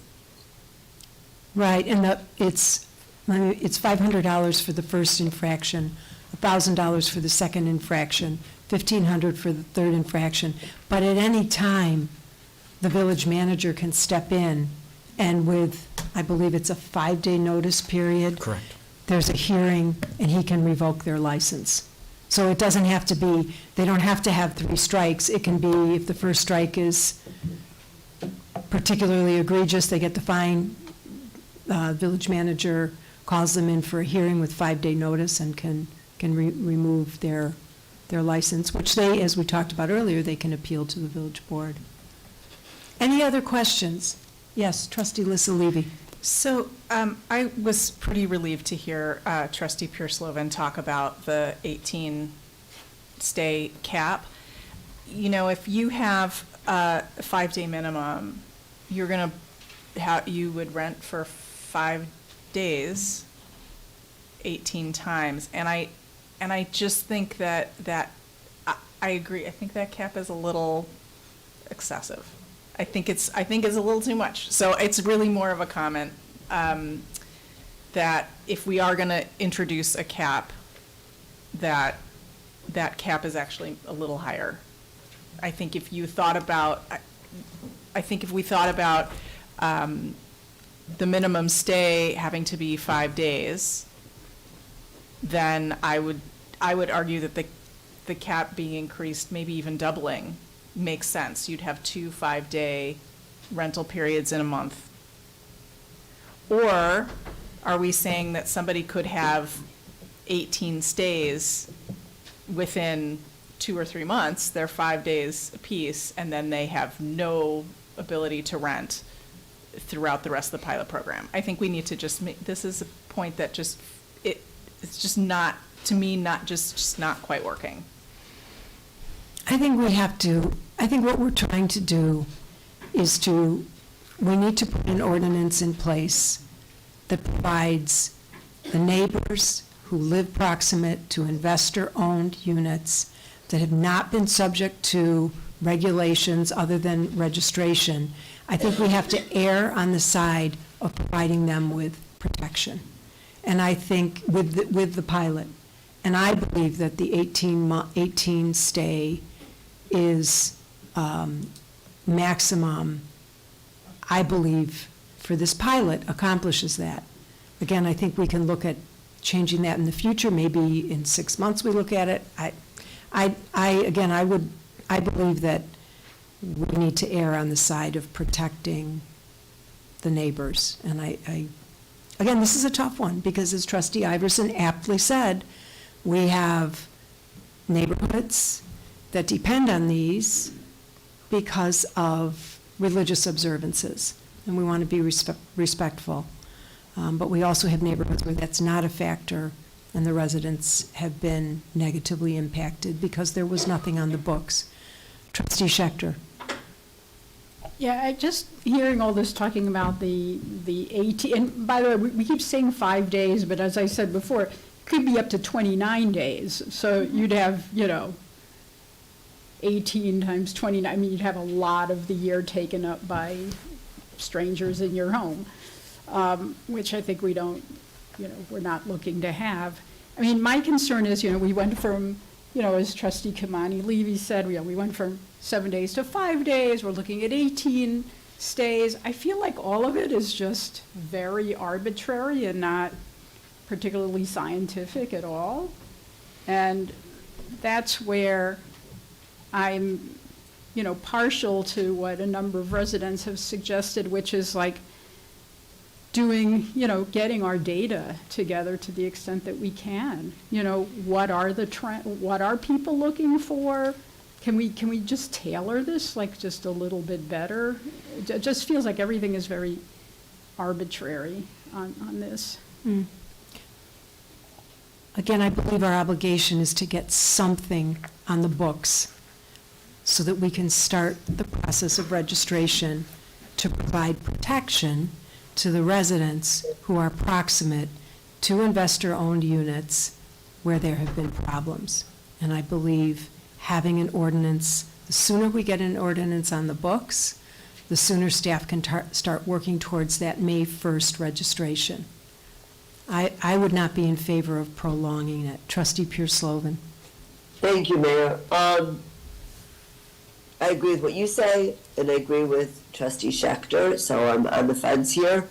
So I am wondering, is it possible to get this ordinance on the books so that we can begin the process and then have a special meeting of the board so we can continue with more information and to continue to flush this out? Since I'm not comfortable with everything in the ordinance, I don't think many people are as the trustees, and it gives us like a one agenda special meeting. I like that idea a lot, and when I think the time would be, let's just talk about time frame. So if this is approved tonight, staff is going to get to work on doing what they need to do to get this registration process in order, getting the training program set up, finding software platforms to use, the abundance of communication that's going to need to happen. So the registration will play out over the next 3 months until May 1st. Bear in mind that in April, this board, in addition to our board meetings, we're going to have 4 budget hearings. So my best suggestion is that we look at possibly adding a survey component to the registration process, to ask the operators some of these questions. And then in June or July, that we have that special meeting to discuss. So we don't delay getting the process started, but yet we don't let grass grow under our feet to addressing things, and then we also will have the benefit that through the registration process, we can gather more data. Does that sound acceptable, group? Thank you. Trustee Robinson? Yeah, I was just going to say, what we're talking about is uncertainty, and we need patience to get the data Yeah. that's going to drive and inform our decision. So a data in a week is more data than we have now. So I like the stretch of 6 months, 12 months. We're going to learn a lot. Yep. And that's what I'm hoping that we'll do. And we're not codifying anything right now because we're learning. So that's the joy in having this as a pilot. It's the joy with having more voices, and it's the joy of having time. Yes. So you know, I think moving forward is probably in our best interest because we can then start the clock of learning. Mhm. And when you talk about the joy of time, what I immediately think of are the residents who have been emailing consistently since we took office about the problems that they're having because of the investor-owned units that are proximate to where they live. So they want us to get going. To them, it's not a joy of time. Excuse me. They want to see us get moving. Okay, unless there's anything else from the board, I'd like to bring our discussion to a close, and then we will open the floor for public comments. When there is an agenda item on which the board is expected to take action, we allow 5 comments for a precise 3 minutes on this topic. So if there are residents who would like to speak, I'd encourage you. Okay, 3 folks are standing. Yes, sir, if you'd kindly state your name for the record.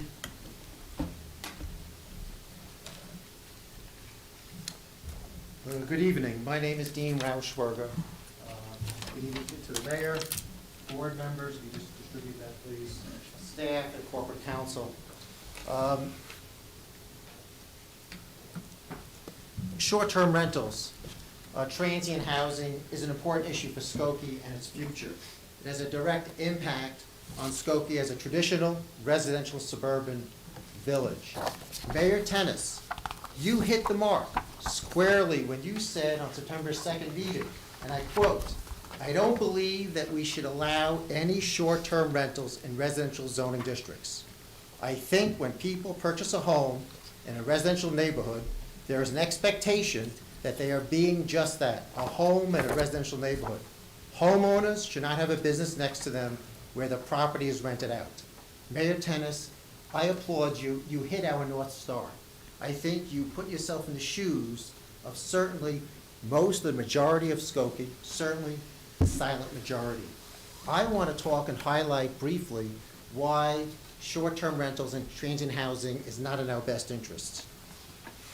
Before I do so, I want to give a bit of perspective. It's important to know what the custom and practice, the industry standard is. I'm going to talk quickly. These are the communities, the municipalities, locally, that outright ban short-term rentals. Naperville, Hinsdale, bans for less than 3 months. Morton Grove, Niles, Winnetka, Glencoe. Lincolnwood allows only once per year. Palatine, Barrington, Elk Grove Village, Northfield, Lake Forest, Schiller Park, Elmwood Park, Oak Brook Terrace, Inverness, it has to be 3 months. Lincolnshire must be at least 3 months in duration. Rolling Meadows, the list goes on. Unincorporated Lake County, Glenview, bars less than 30 days. Park Ridge, Deerfield, there are many more. I went out and contacted the building and zoning departments for many of the municipalities, and they all echoed the concern about transient housing. It's a hot topic and a trend around the country. In fact, New York City bans it. It's affected Airbnbs in New York City. You're limited to simply 2 guests per unit, and the owner must be present. Given the time, I'm cutting short here. I'm going to cut, if the village decides to proceed with this, I have 4 proposed amendments, okay? One, there should be, local neighborhoods should have the opportunity to object and decline an STR on their block. The city of Chicago allows that with restricted residential zones. If 25% of the voters object, it's banned for those zones. Maximum occupancy limits. I suggest no more than 2 guests per bedroom, and that would avoid it turning into a wedding venue and a party house. 3, SDRs should only be allowed in commercial and business districts, not residential zones.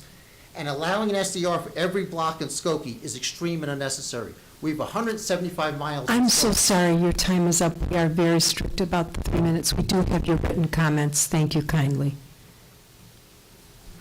And thank you for putting the time and thought into those comments. Mr. Shaw.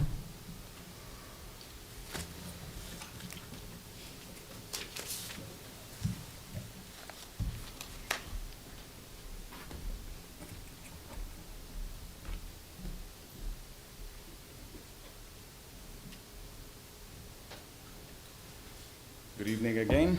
I oppose short-term rentals in Skokie while housing inventory is already limited. Every unit converted to short-term rental use reduces long-term housing availability and drives costs up for residents who live here and work here. Increasingly, housing is being acquired or repurposed by investors for short-term profit rather than for families and long-term tenants, which further restricts supply and distorts the local housing market. Short-term rentals also raise safety concerns due to transient occupancy, reduced accountability, and increased strain on police and fire services. They undermine neighborhood stability, shift residential housing towards commercial use without adequate oversight. They also create an ongoing enforcement burden on the village, requiring monitoring and compliance efforts that residential zonings was never designed to support. As we already know, the village struggles with providing basic services to residents, accurately applying and upholding current codes and ordinances. Short-term rentals also create an uneven playing field by allowing residential properties to operate like businesses without the same licensing, safety, inspections, tax obligations required of hotels and other regulated lodging. If the goal is to accommodate visitors, Skokie already has underutilized commercial lodging options, including the empty Skeleton Hotel downtown. Residential housing should not be converted into unregulated hotels when appropriate facilities already exist. I urge the board to prioritize housing stability first, neighborhood safety, and residents who actually live here. Thank you. Thank you. Ms. Pat. My name is Shelley Pat.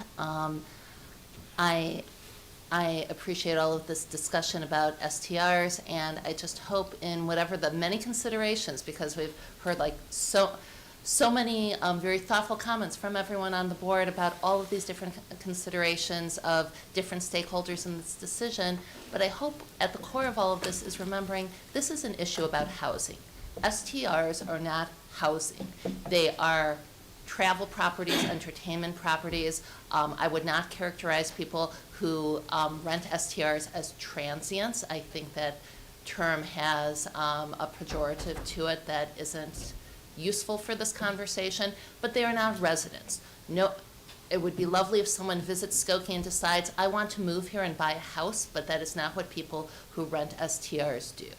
And at the core, as was mentioned by Trustee Schechter and by several of the other public comments, communities that have a lot of STRs, like our neighbor Evanston, are losing those very small, more affordable starter homes at an appalling rate because they are being snapped up by investors. Trustee Pure Slovan had asked a very reasonable question: why wouldn't we want people to invest in Skokie? We do want people to invest in Skokie. We want people who want to be Skokians to invest in Skokie, not people who are looking for an opportunity that will price potential Skokie residents out. And again, as has already been mentioned, I know it does not have to do specifically with this ordinance, but if the real concern is that there are areas of Skokie that do not have enough hospitality accommodations and the need hotels. Yes, along Dempster, there is no shortage of vacant properties, and that can be a wonderful project for Skokie to find a developer who will develop a much-needed hotel along Dempster or, in District 2. Thank you. Mr. Dalka. Good evening. My name is David Dalka. I rise to speak on behalf of 9330 Laurel, now where I live. First of all, I'd like to say to Trustee Slovin, I hope you feel better. Continue onward. Thank you. I don't know if you heard me. Thank you. I appreciate that. Continue onward. I rise to ask for additional wording in this ordinance. I think that every single property that wants to become a short-term rental should have to undergo a property standards inspection before, let me repeat that, before it's allowed to do short-term rentals. There is a high correlation between people that do these types of rentals and people that don't maintain properties well. I think we need to adjust this so that we do that, and that so more buildings are brought into compliance in Skokie. In addition, we need to add a section to this ordinance to prohibit the short-term rentals that are occurring right now on Gulf Road, underneath the Edens Expressway, and under all IDOT Expressway places. There are homeless people living under the Edens at Gulf Road. I've called the police department about it numerous times. I know of other neighbors that have communicated with the village management team directly about this numerous times. Nothing's being done about it. These people are living there for free, which is a short-term rental. And the state of Illinois is not being required to evict them, and the police department's doing nothing to evict them. This is a serious public safety and hazard issue due to human defecation, which leads to rat infestation. I've talked about those issues previously, and I won't go into great detail, but these two issues are very important, and I ask for your support to change this law to focus on the things that actually matter. Thank you. Is there anyone else? We have time for one more speaker. Okay, there being no one, we'll close public comment.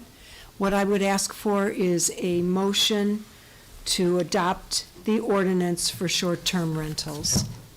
With two changes. With two changes, go ahead. Right. I'll let you interject. Two changes that were mentioned by staff, well, one by staff, and that is in section 6E, change the 120 days to add a date certain of April 1, 2026.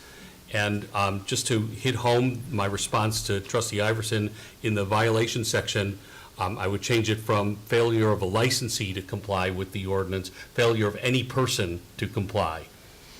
And then we're also going to change. And that's section 10A1. And we're also going to change that notice provision to be the entire block, not just 250 feet. Well, it may be whichever provides for greader notice. Sure, yeah. In case you have a small You'll block. wordsmith it, but right, that's the spirit of it. And just to be clear, it's also in the 120 days appears in section 4C of the ordinance as well. Okay. So All both right. would be April 1, April 2026. 1st, 2026. And then just, yeah, apart from the ordinance, we will talk about this at a committee of the whole in June. I see Trustee Lisa Levy rising to make a motion to adopt. Sure. Yes, and is there a second? As amended. As amended. Is there a second? Well, it looks like it might die for a second, folks. I second it, Mayor. Thank you, Trustee Pierce-Slovan. I just can't see what's going on in the Yeah. dance. Okay. Will the clerk please call the roll? Trustee Robinson? Aye. Trustee Iverson? Aye. Trustee Lissa Levy? Aye. Trustee Pierce-Lovan? Aye, but we have more work to be done. Trustee Schechter? No. Trustee Kamani Levy? Aye. Thank you. The motion passes. I would like to, again, thank all the staff and the attorneys who worked on this. I would like to thank my colleagues. I'd like to thank the community for their thoughtful input.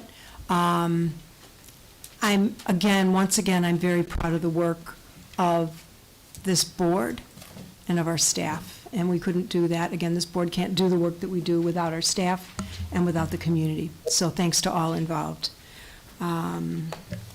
Item B, C, and D were approved under tonight's consent agenda, and that completes my report this evening. Thank you. The next item on the agenda is the report of our Corporation Counsel by Stephen Elrod. Thank you, Mayor. Locate my report. There are 5 items on the Corporation Council's report. 4 of them were substantive matters, all 4 of which were approved by you as part of the consent agenda because they were previously discussed at a village board meeting. And then the 5th one is a recommendation by me that the village board adjourn to a closed session at the end of this meeting to discuss personnel matters pursuant to Section 2C1 of the Illinois Open Meetings Act. Thank you. So we need a motion, I'll repeat what our Corporation Counsel said, we need a motion to adjourn to closed session in accordance with paragraph 2C1 of the Illinois Open Meetings Act pertaining to the review and discussion of personnel matters, and to adjourn the regular meeting of the village board immediately thereafter. Is there a motion moved by trustee Lissa Levy, seconded by trustee Keith Robinson? Will the clerk please call the roll? Trustee Robinson? Aye. Trustee Iverson? Aye. Trustee Lissa Levy? Aye. Trustee Pierce-Lovin? Aye.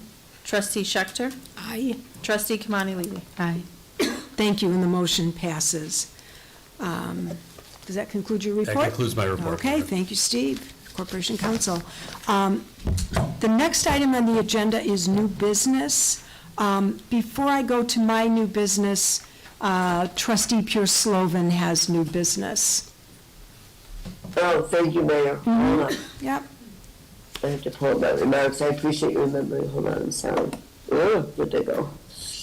Embarrassed. Hold on. And you're there. Thank you. Thank you. Last week, on January 27, International Holocaust Remembrance Day was observed because it marks the liberation of the Auschwitz-Birkenau concentration and extermination camp in 1945. The United States observes International Holocaust Remembrance Day as a part of the commitment to a global remembrance in education. February was chosen as Black History Month because it was established to honor key figures and milestones in African American history. Although Black history is relevant year-round, February reinforces that Black history is foundational to the nation's identity and ongoing pursuit of equality. These histories are not the same, yet they echo one another. Both tell of systems built to erase humanity, of laws and ideologies designed to dehumanize, and of lives forever changed by hatred. They also tell of courage, of people who resisted, who survived, and who insisted on their dignity when the world denied it. Black History Month reminds us of the enduring struggle against slavery, segregation, and racism, and of the brilliance, leadership, and culture that flourish despite oppression. International Holocaust Remembrance Day honors the 6 million Jews murdered by the Nazi regime and the millions of others targeted, while preserving the truth of where anti-Semitism and unchecked hatred can lead. Remembering these histories together strengthens our understanding. Memory becomes a safeguard. It sharpens our ability to recognize injustice, to reject indifference, and to stand against racism and anti-Semitism wherever they appear. By honoring both, we affirm a shared commitment to tell the truth, to defend human dignity, and to ensure that the words "never again" are carried forward, not only in remembrance, but in action, challenging prejudice, protecting vulnerable communities, and choosing moral courage over silence. Thank you. Thank you, trustee Pierce-Lovin. The next item under new business is establishing a new liquor license classification. So we right now in the village, we have 2 Class G liquor license holders, Sketchbook Brewing and Take Flight Spirits. Our code restricts them to only serving what they manufacture. That is inconsistent with State of Illinois Liquor Code that allows them to also serve, would allow them also to serve, so for Sketchbook, it would be wine and spirits. For Take Flight, it would be wine and beer. Sketchbook, the ownership of Sketchbook, sent me a letter shortly before the new year asking for permission to expand their license. We looked into it, and Take Flight is also interested in that. So what I'm asking the board to do is to, I'll ask for a motion in a second, to amend Chapter 10 of the Skokie Liquor Code to allow these two establishments to serve, in addition to what they manufacture on site, but to also serve, again, for Sketchbook, it's going to be wine and spirits. For Take Flight, it's going to be beer and wine. In essence, what we're doing is we're catching our code, our liquor code, which locally, because we are home rule, supersedes state code, but we're catching our code up to be consistent with the state liquor code. So the matter is up for first read this evening, and if approved tonight, the second read will occur at our February 17th, 2026 meeting. So I'd ask for a motion to approve the Class K liquor license and to amend Chapter 10 of the Skokie Village Code accordingly. Is there a motion? Moved by trustee Lissa Levy. Is there a second? You say Class K. Yeah, that's, I'm sorry, Class G. Oh, yep, there's a typo in my notes here. Class G, thank you. As amended, so it would be a Class G liquor license and amend Chapter 10 of the Skokie Village Code accordingly. Moved by trustee Lissa Levy. Is there a second? Thank you. By trustee Keith Robinson. Comments or questions from the board? Trustee Robinson. You mentioned only two businesses for Yes. this particular case? Yes. Is it isolated just the two? Right, Or in because the- they're the only two who manufacture on premises. So that's why it's so narrow. So in the future, if there's another business who comes, would they have to go through the same process and be individually recognized to be able to have this liquor license, or would they just apply? It's my understanding they would just apply, and with this amendment, they would be subject to the amended ordinance, the provisions in the amended ordinance as they're being suggested tonight. Let me confer with our corporation counsel. You're correct. What you all are doing is amending your code to make the license available.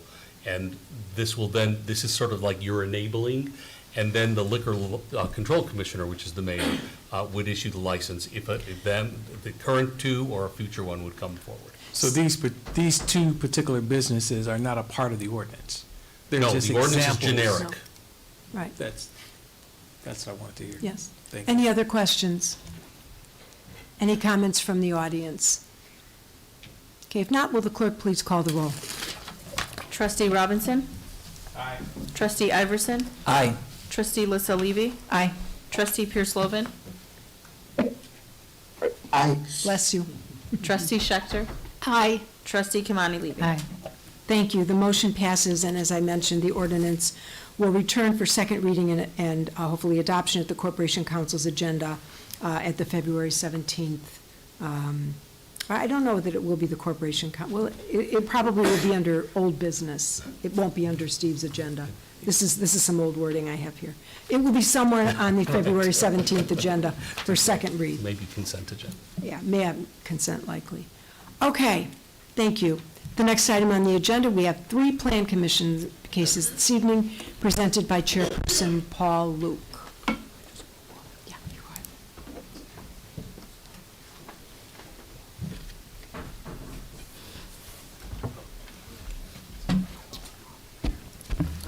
Good evening, Mayor and members of the board. As the mayor stated, I have 3 cases for you tonight. The first case is case 2025-22P, a special use permit request. At the January 15th meeting of the Plan Commission, we reviewed a request from Jafar Sangtrash for a special use permit for an automotive repair facility in the M2 Light Industrial Zoning District. Mr. Sangdash intends to relocate his existing business, J&B Transmissions and Auto Repair, from Evanston to Skokie. The business is a full-service automotive repair facility that provides routine maintenance along with engine and transmission services. The business will operate with 4 work bays, 4 washrooms, and a total of 14 on-site parking places. The business also intends to serve residents and small business fleet vehicles, operating with 4 employees and keeping normal business hours. No zoning relief is requested. The proposal meets applicable off-street parking and zoning requirements. Mr. Stanguish has a very constructive way of giving back to the community. He intends to work with local school districts to develop an after-school or extracurricular program for high school students to learn basic vehicle maintenance and skills and introduce them to a career with opportunities in the automotive repair industry. Legal notice was properly posted. No one from the public submitted any comments or spoke regarding the case. The Plan Commission, on a vote of ayes, recommends approval of the application. Thank you, Chairman Luke. Appreciate that presentation. Really delighted when I saw this case and read through the materials again about the petitioner's interest in working with the local high school districts to provide some vocational training and to help the high schools with that. That's excellent. So it's really to be commended. Are there any questions for Mr. Luke or Ms. Nyden on the board? Trustee Iverson, are you, nope? I only just want to agree that it's really exciting that they're Okay. here. Any comments? Trustee Robinson? Yeah, is that like I know that's a wish and a dream, or is there already an established MOU? Do we know that? Or is that just? In terms of the high school issue? He currently has students that are now working with him. So it's not in connection or collaboration with the district, it's just with students Well, from when the he moves to district? Skokie, he intends to reach out to the districts. Currently, he's in Evanston. I see. I'm not sure what students he's drawing from, but he does have students working there. I see. We'll pursue, Yeah, I was gonna say, He's in the audience here if you want. we will pursue facilitate. Is the gentleman in the audience? Yes, he is. Well, there you are. Thank you. Please. Yes. Mr. Sangtrash, thank you so much for your investment in our community and for wanting to help our young people. Hi. The students we get from high school, they're from their mechanical classes. Currently, we have 2 of them. Actually, we encourage them to go to Oakton College while they're working with us. So they become educated mechanics, which today's cars need that kind of people. So maybe even in future, they don't work with us, they go maybe work with bigger firms. But however, we have to teach them foundation and get them going, basically. Thank you. So you work in tandem, you require them to also take classes at Oakton College? Yes, they are, yeah, both of them. Wonderful. That's a great partnership. Maybe we can highlight that in Yeah. future outreach. I Yep. put on my school official hat. There's a great intention about connecting a career pathway for students, not just those who are going to college, but for those students who are going into careers. And automotive industry is definitely one of those that a lot of high schools is really trying to connect with local professionals where we're connecting students to be able to have that on-the-job experience. So I love that. Let's connect, and best of luck. Thank you. Thank you. Any other comments? Trustee Schechter? Yeah, just curious, what's prompting you to relocate to Skokie? We kind of grow out of that place. It's too small for us, and we have to move a little bit bigger place. I'm glad we had space for you. Thank you, ma'am. Yeah. Any other questions for the petitioner, Mr. Luke or Ms. Nyden? Okay, if not, is there anyone in the audience who would like to address the village about this matter? Okay, there being none, would the clerk please call the roll? Trustee Robinson? Oh, wait, I'm sorry, do we make a motion? Yeah, I didn't make a. No, yeah. Okay, is there a motion, trustee Lissa Levy, second trustee Rob, did we already do that? Yep. We did, okay, go ahead, call the roll, please. Trustee Robinson? Aye. Trustee Iverson? Aye. Trustee Lissa Levy? Aye. Trustee Pierce Lovan? Aye. Trustee Schechter? Aye. Trustee Kimani Levy? Aye. Thank you, and the motion passes. Thank you, congratulations, and we welcome you wholeheartedly into our business community. Thank you kindly. I appreciate it. Sure. Okay. Next case. Next case is case 2025-23P. Also at the January meeting of the Plan Commission, we reviewed a request from Eduardo Romero for a special use permit for an automotive repair facility in the M3 Industrial District. The petitioner, Edward Romero, on behalf of property owner Mary Schroeder, is requesting approval of a special use permit to allow the operation of an automotive repair facility at 7240 St. Louis Avenue. The request includes relief from the off-street parking requirements in Chapter 118-218, sub B, sub 4, and C of the Village Zoning Code, which requires 3.5 parking spaces per service bay.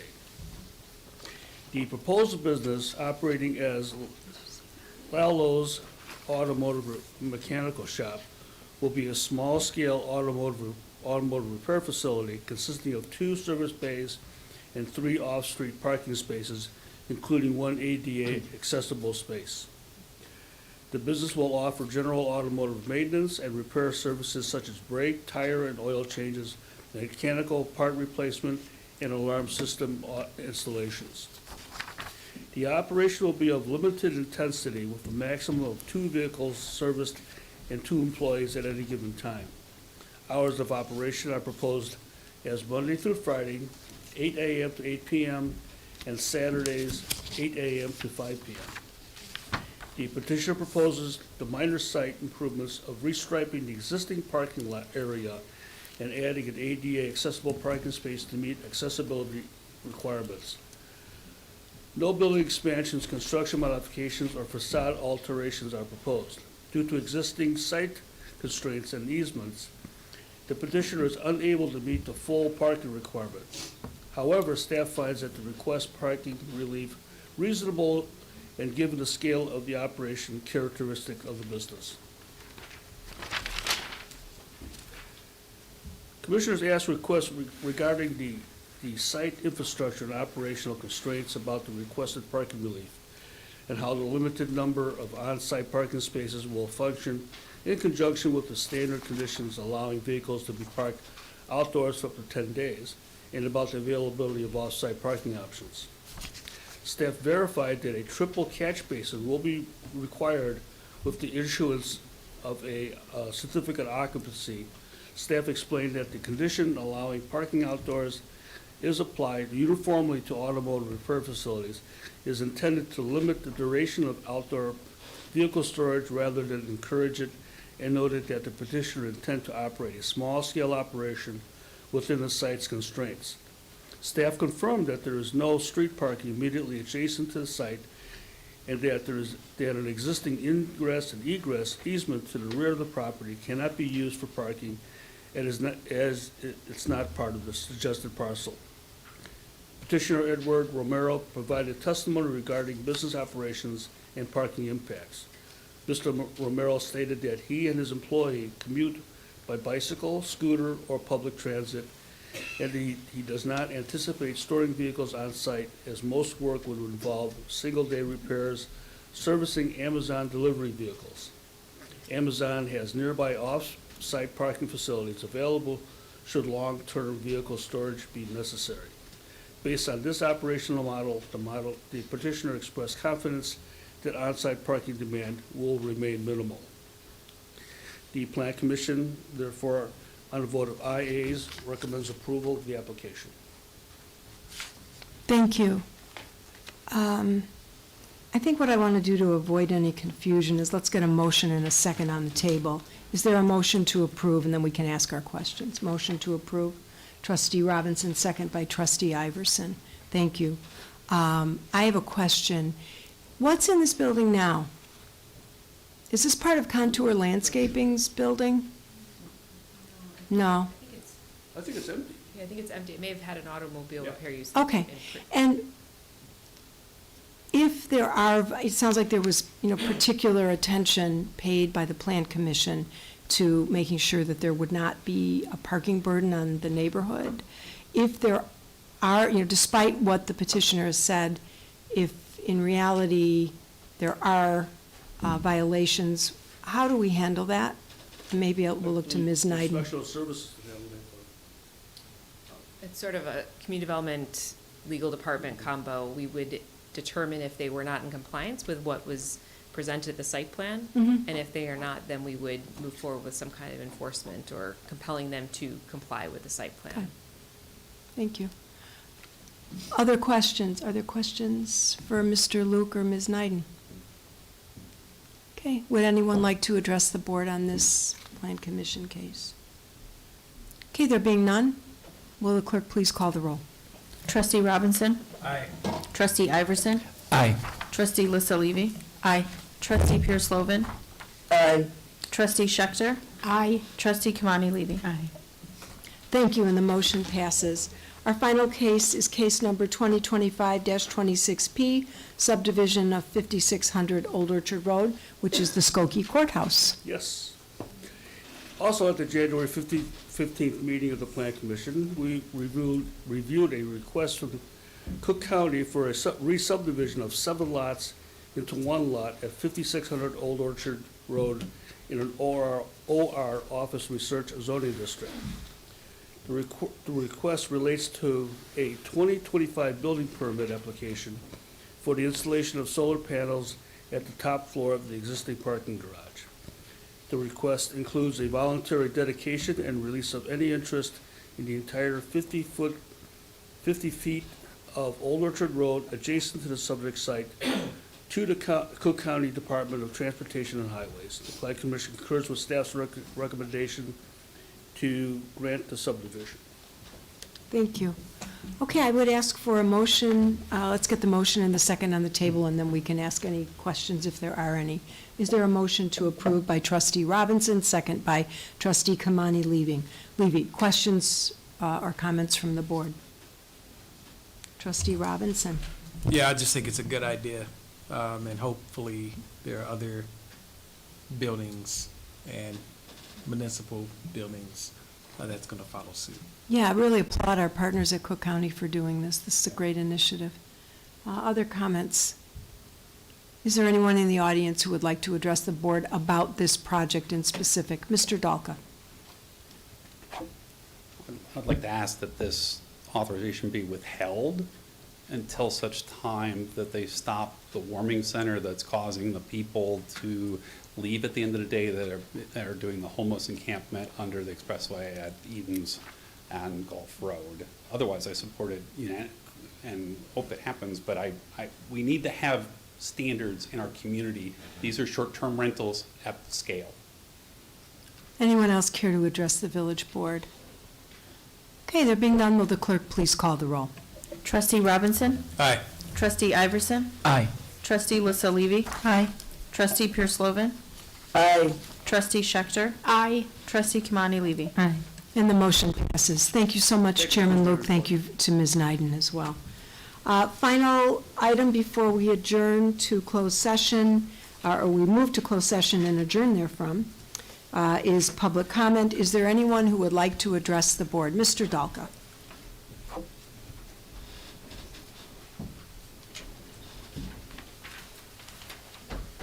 Good evening. David Dalka, 9330 Laurel. At the last meeting, I requested a ceasefire with the mayor and the village manager. Excuse me, I'm sorry, we're going to reset the clock for you. Mr. Luke, I'm so sorry. If you need to have a conversation, if I could trouble you to take it out into the hall.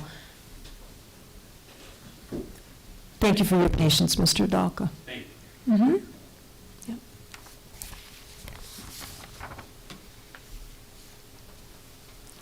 Okay, please proceed. At the last meeting, I declared a ceasefire with the mayor and the village manager as I just moved into the community. I've not heard from you, Mayor, to have a meeting. I was at your victory party. I'm still owed that meeting. I look forward to seeing and hearing from you tomorrow morning from Vicky Varga. Same thing with the village manager. With the AT&T fiber issue, we continue to get advertisements in the mail, but when you call them, you can't buy it. This is both an infrastructure problem and a false advertising problem, and the village is doing nothing. The Skokie Commission meetings continue to violate the Open Meetings Act by not putting the full transcript of public comment remarks into the public record. I request that all of my December 2025 and January 2026 remarks be transcribed fully and completely, and that all remarks be added to the public records of today's board meeting. In addition, all public meetings should be recorded and on YouTube. In April of 2025, Carl Dalka, my father, seated over there, filed police report 25-02623 requesting that Jeffrey Ashbury and anybody else working at or related to Metropolitan Family Services not step on our property or contact our family. This has been violated repeatedly by the incompetent Skokie Police Department with no action from them. Most recently, on January 26th, we filed 26-0731 as Metropolitan Family Services again trespassed on our property and left yet another new business card from yet another random person. They showed up again today. We demand that they be arrested for trespassing. We have no solicitation signs on our property and report is demanding that they not return to the property. If the offender in 26-0731 is not arrested by 5 p.m. on February 4th, 2026, we will demand resignation of the chief of police, the deputy chiefs of police, and this village management team. Lastly, I want to teach all the trustees what has to happen to actually replace the village manager, because the Illinois Code makes it very clear.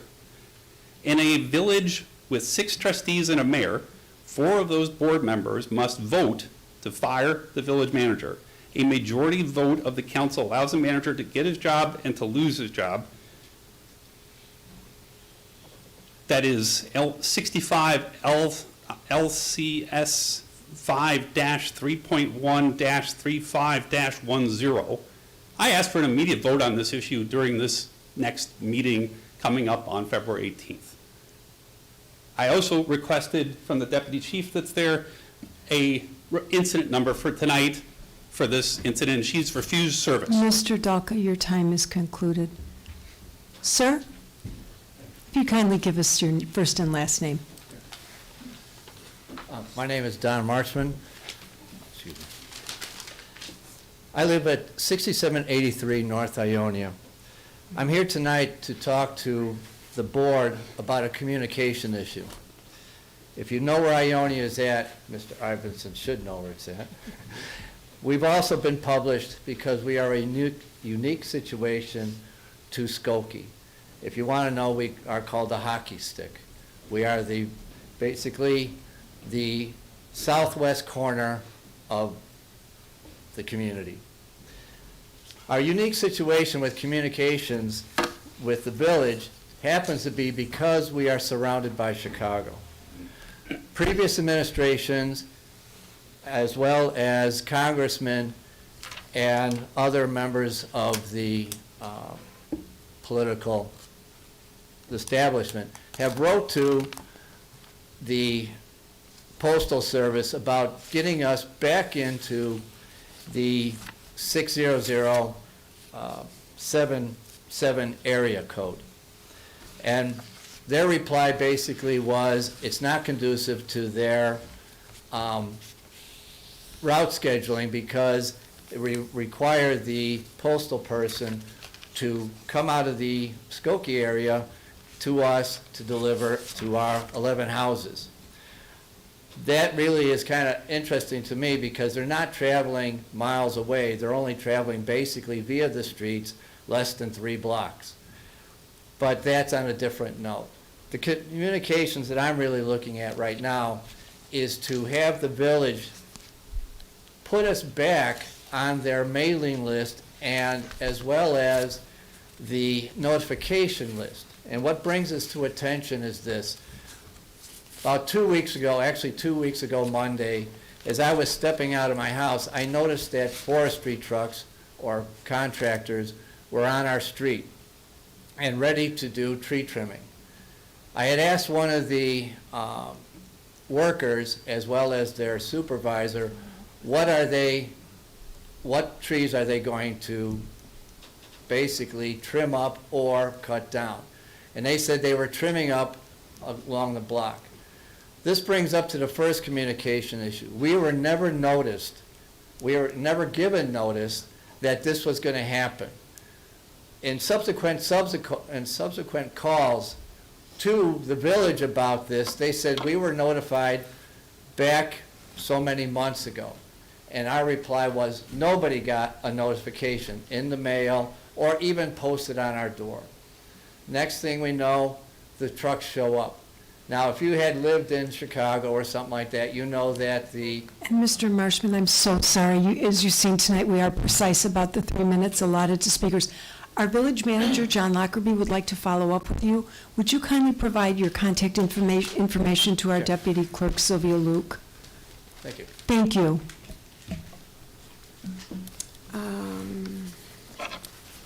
Okay, we will close public comment.